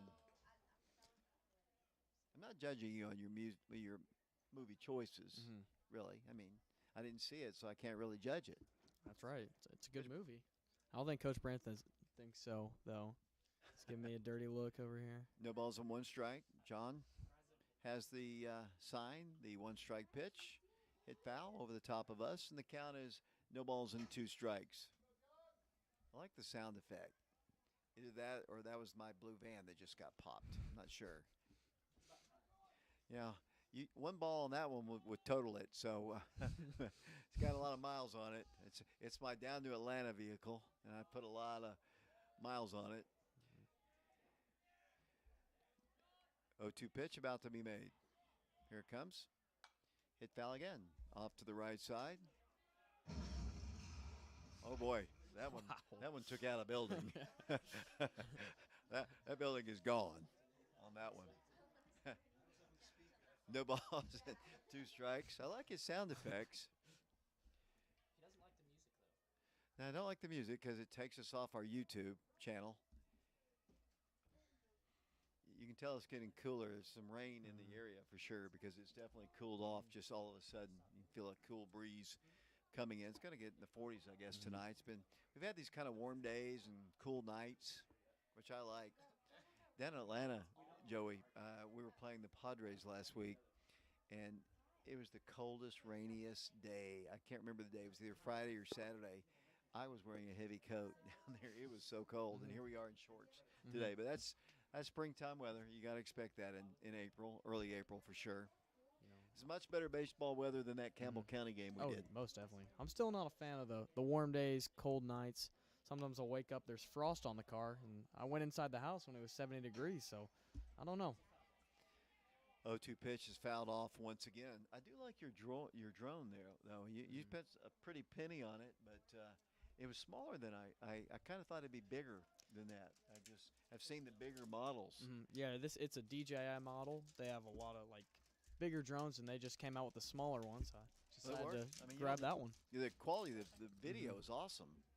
Pitch is high and inside, and the count is 1 ball and 2 strikes.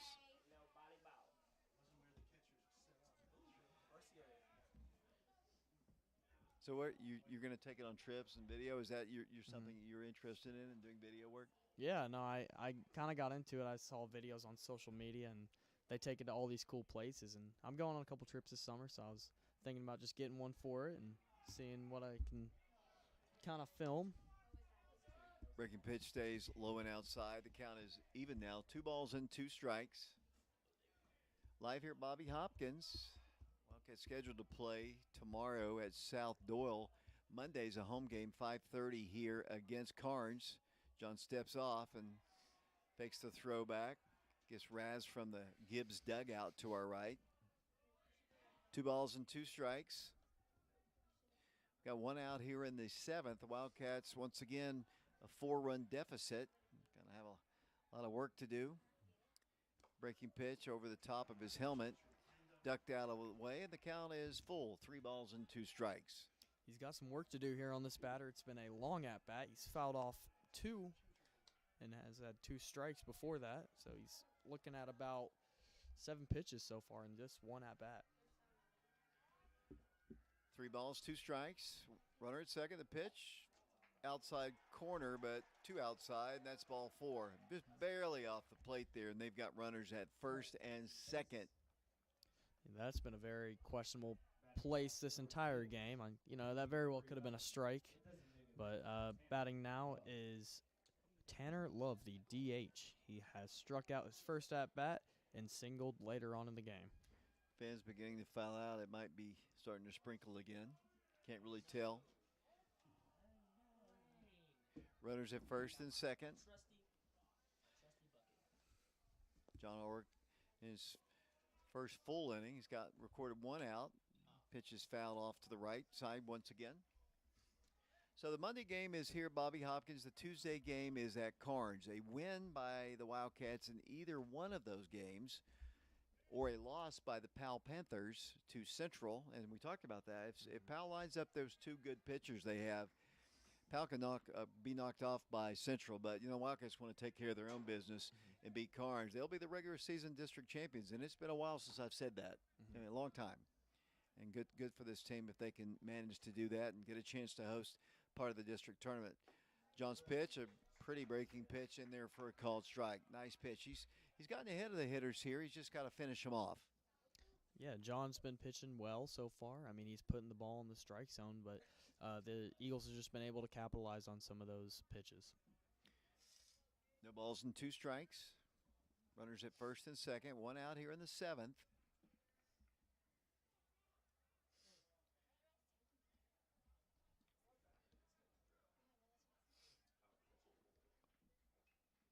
One ball, two strikes. The throw back to second and not in time. Nice move there by John. He almost had him. Alex Franklin started the ball game. Pitched into the sixth inning when he came out with what looked like an injury. Hopefully not. And pitch. That one stays up high. Is that your drone flying over us now? It sure sounds like it.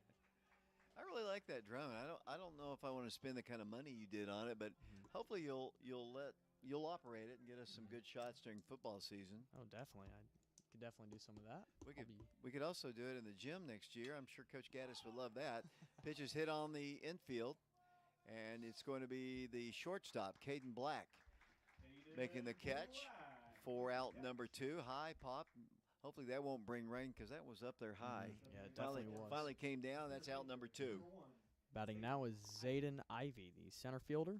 Grounded out two at-bats and has had a single as well.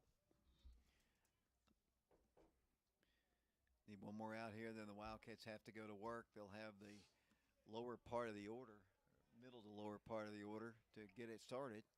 Pitch is hit. That could be out number three. It's going to be drifting in foul territory. Caden Black calls for it, and he makes the catch. So Wildcats give up a run here, but John recovers here to get the final two outs. We go to the bottom of the seventh inning here. Wildcats need 4 to tie, 5 to win. The Wildcats trail 7-3 to the Gibbs High Eagles. My name is David Clary, along with Joey Weston and Caleb Riker wearing his Gilligan hat. We'll be back to Bobby Hopkins Field in a moment.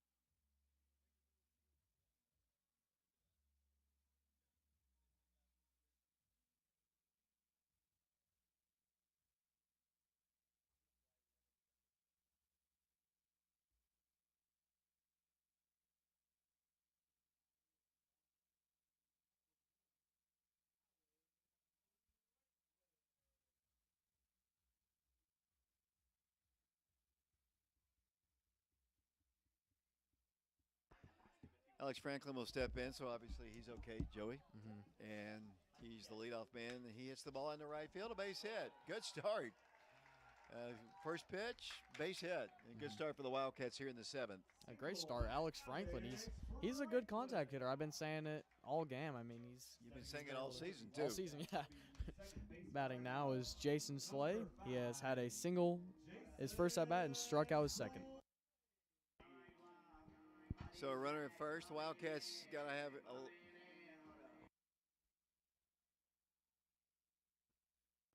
Wildcats need a lot of base runners here to get back into it. They're down 7-3. Don't want to have any base running mistakes as that pitch is high and inside to Jason.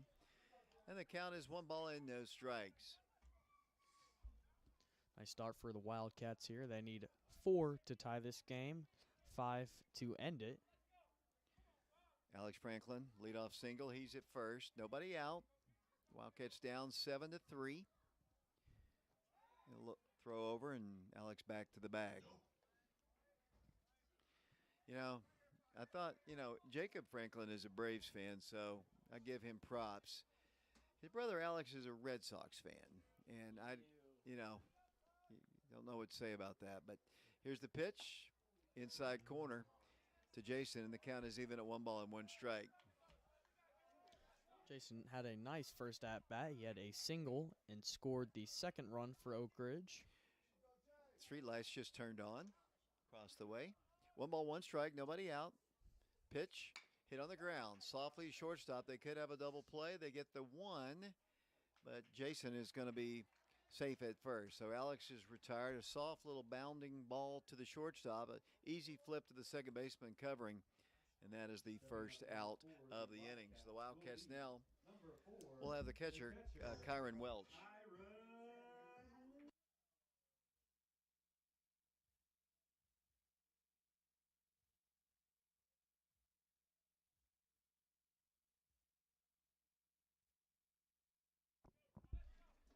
What has Kyron done today? Kyron has had a single and an RBI, and he has also struck out. 1 out here. Ball is hit foul, out of play, off to the right side. I know we're getting down to it. I don't want to be lighthearted about it, but, I mentioned Alex was a Red Sox fan. If Coach Gaddis knew that, he might revoke his eligibility. Coach Gaddis, a big Yankees fan? He's a diehard Yankees fan. 1 strike the count. Pitch to Kyron is hit foul again. Back out of play to our right. And Kyron behind in the count now, no balls and 2 strikes. Jacob Franklin's on deck. This is the number 8 hitter in the lineup. Wildcats have a runner on, but they need more base runners. As I mentioned, they're trailing 7-3.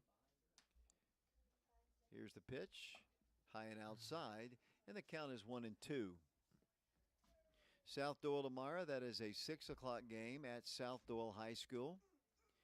Have you ever been out there? It's out in the middle of nowhere. Did you go to the football game this last year, the first game of the year? I did not.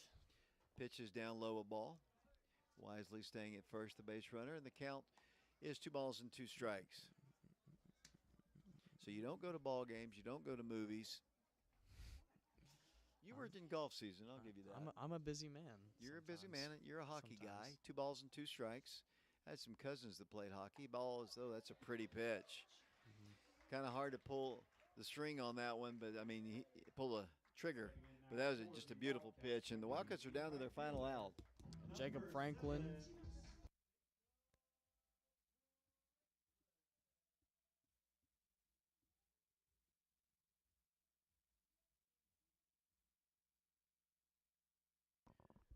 Runner at first, the Wildcats scored their 2 runs in the second inning with 2 outs.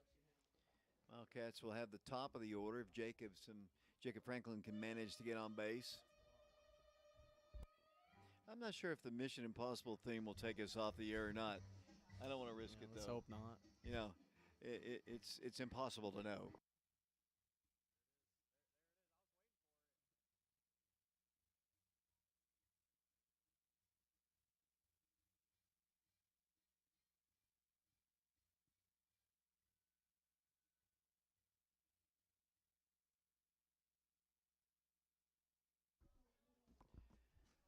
Here comes Big Jacob. I know what he had for lunch today. Hopefully that'll fuel his. He went to Buddy's barbecue. Okay. So did I. And right-handed hitter. He's a senior. The pitch takes one down low, a ball. 1 ball and no strikes. I've been working on Jacob so hard to work for the Braves, but he wants to work out and get ready for a higher level of baseball, and hopefully that'll happen for him. 1 ball, no strikes, but I've been working on him. Mm-hmm. That pitch is down low, a ball. 2 balls and no strikes. I think he would love it. Oh, he definitely was a big baseball guy. Yeah, he's a big Braves fan, Braves too. fan, too. I've seen him and his brother Alex at the park several times. 2 balls and no strikes. Pitch. Wanted to pull the string, but took it for strike one. That's now 2 balls and 1 strike. I saw him at Branson earlier, but he's been out running around playing like he always does. Didn't get him on the air today. Maybe that's the bad luck. 2-1 pitch. That's ball 3. So if we can get to the top of the order here, and Jacob obviously a capable hitter. 3 balls and 1 strike. Is your drone yelling at you? I don't know what just happened. Are you running batteries? Battery running low? No, this one should be fine. 3 balls and 1 strike. The pitch hit on the ground. Second baseman, it's going to be a bang-bang play. He fields it, throws just in time, and that's your ball game. Final score, the Gibbs High Eagles come to Oak Ridge and take down the Wildcats by a final score of 7-3. Joey, Eagles, very solid team, state tournament team, and very quality pitching performance by their pitcher, and good timely hitting, good solid contact hitting, good defense. And the Wildcats just couldn't really muster much offense against a really, really fine pitcher. That's right. They never really got it going off the bat. Second inning, they had a good inning, 2 runs for them, and then things kind of toned down for them in a little bit for the offensive side. So that definitely did a number on the Wildcats tonight. The good news is it's not a district ball game. The Wildcats' next district ball game will be coming up on Monday, 5:30 here at Bobby Hopkins against Carnes. A win, and the Wildcats are the district champions, and obviously a loss by the Pal Panthers will give Oak Ridge that, regardless what happens in that Carnes series. So any combination of an Oak Ridge win in the next 2 district games, or final 2 district games of the year, or any loss by the Pal Panthers. And their only 2 losses so far were to us in the district, which is not surprising. Pal's always good. Wildcats took them down at Pal and here at Bobby Hopkins Field. The 2 teams have just shook hands at the center of the diamond. The Wildcats fall in this one 7-3. We'll let Joey work on the stats. Coach Free will join me as well. Wildcats fall 7-3. We're live here at Bobby Hopkins. We'll hope you'll join us tomorrow. The Wildcats scheduled to play South Doyle. Wildcats beat South Doyle here at Bobby Hopkins 2 or 3 weeks ago. Hopefully they'll do the same again. It's at Cherokee Field at South Doyle. The Wildcats on Monday, as we mentioned, will play Carnes here at Bobby Hopkins, 5:30 game. And then on Tuesday over at Carnes. And we'll try to broadcast, at least one of the 2 Carnes, if not both, of the Carnes games. We want to be there when the Wildcats win the district. Joey's still working on the stats. Appreciate Caleb Riker doing our camera work today. Vashon was here earlier, didn't do much, but he left. And final score, 7-3 the score. And we'll be back with a look at the stats in a moment.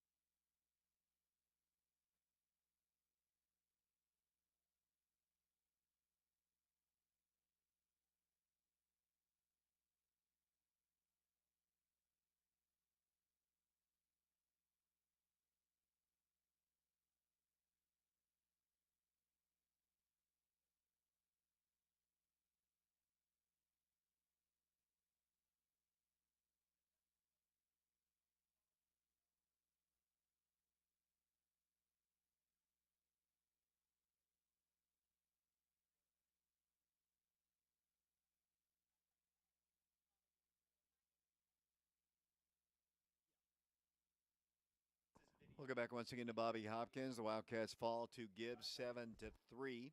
Joey, you've got the final stats. All right, so tonight for the Wildcats, Alex Franklin had 5 strikeouts and a single.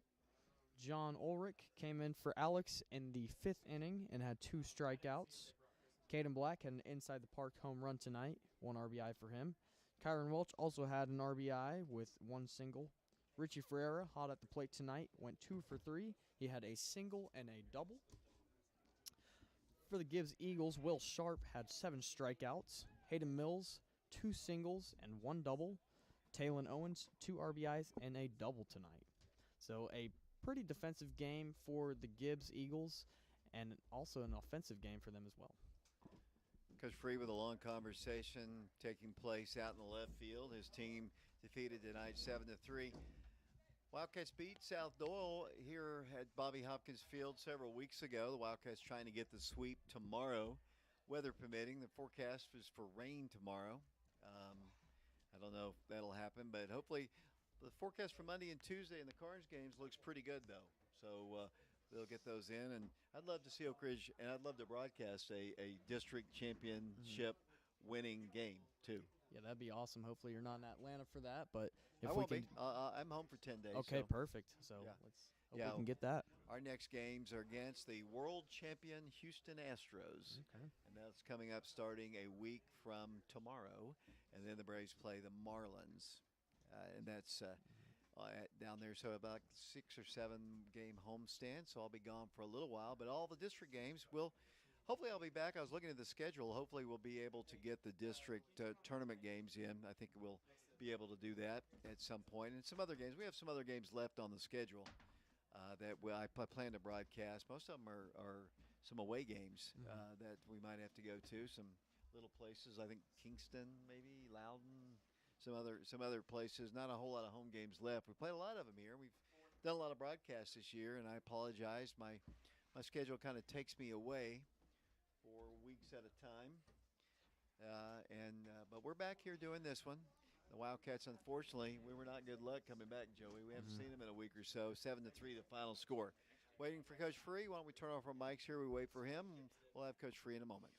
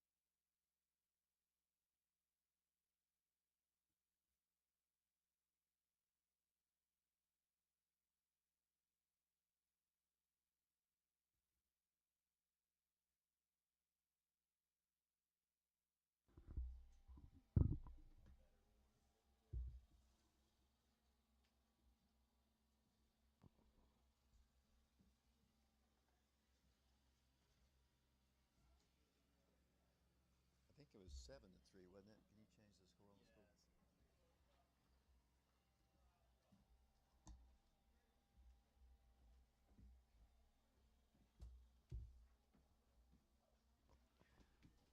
Welcome back once again to Bobby Hopkins Field. The Wildcats defeated by Gibbs 7-3. Joining me is the head coach of the Wildcats, Coach Travis Free. Coach, um, tough loss here. Your team facing a really good, fundamentally sound Gibbs team. Really good pitcher. Had a great breaking pitch. Couldn't really muster much offense off of him. Wasn't a whole lot of life to your group, which we're accustomed to seeing. That I'm not trying to be critical there, just an observation. Just the truth. And you made, you played, decently. I mean, they had soft contact for the most part on most of their hits, but they made contact. Yeah. So your thoughts on the game? Non-competitive. We were non-competitive in every facet of the game today. I mean, it's the simple truth. Like we didn't do the little things right that it takes to win. Like you said, we had no energy, we had no fight, we had no heart about us. We made some errors that cost us a couple runs. We didn't throw enough strikes in the strike zone. Then we just weren't very competitive at the plate. Yeah, the pitcher did a good job controlling the game. He did a good job spinning the breaking ball away. But, we should be able to adjust at this point. We didn't, and maybe it was a good wake-up call and a good lesson for us moving forward, I hope. So. Yeah, you've been on a nice little run here as of late, and, it's a team that's not a traditional rival, but a good program, a very good program. Always good, yeah. They're always really good and well coached. He does a good job. Jeff does a great job there, and he always has a competitive team. A little concerned about Alex when he threw that last pitch, where he grabbed his forearm, but he came back in the game, got a base hit, so obviously he's okay. Well, still some concern. I mean, still, obviously, that was a spot that all of us baseball people know that in the forearm is always a spot that's a little scarier than we'd like to admit, So, but I think talking to Brian, he thinks that it's not his UCL. He thinks it's just maybe some, an ulnar of inflammation. Hopefully, we're going to give him a couple of days off, ice it, see how it feels, and respond in a couple of days. But definitely going to give him the next 4 or 5 days off from throwing. Coach, you got South Doyle tomorrow. That's the schedule. Forecast is for rain. I don't know if it's going to be in the evening. I don't know. But next week, big games against Carnes. I know you're taking them one at a time. But, a chance to win the district, and I know that's a motivation. But and this is a non-district ball game, not motivated, I guess. I don't know, Coach. I don't know what to say. I don't either. I really don't. I mean, we played really well. We were super competitive for about 7 and 8 in a row, and then all of a sudden tonight we were non-competitive. Maybe it's a letdown. I don't know. That's just whatever. We can make any excuse we want, but they're all excuses. We just didn't show up. We didn't do the things right to win today, and hopefully, the great news about baseball, and one thing, the beauty of it is, we're going to go home, we're going to go to sleep, we're going to get up, and guess what? We get to play again tomorrow. So the good news is we get to go out and redeem ourselves, hopefully play with a little more energy, and hopefully that wakes some of our guys up to do that. So we'll see. Coach, thanks a lot. Yeah, thank you, guys. Coach Travis Free, head coach of the Wildcats. The Wildcats fall to Gibbs tonight here at Bobby Hopkins, 7-3, the final score. Appreciate Joey Weston and Caleb Riker for helping out with our broadcast here. Our next broadcast hopefully will be tomorrow when the Wildcats take on the South Doyle Cherokees over at South Doyle. For Caleb and Joey, this is David Clary saying so long, everybody.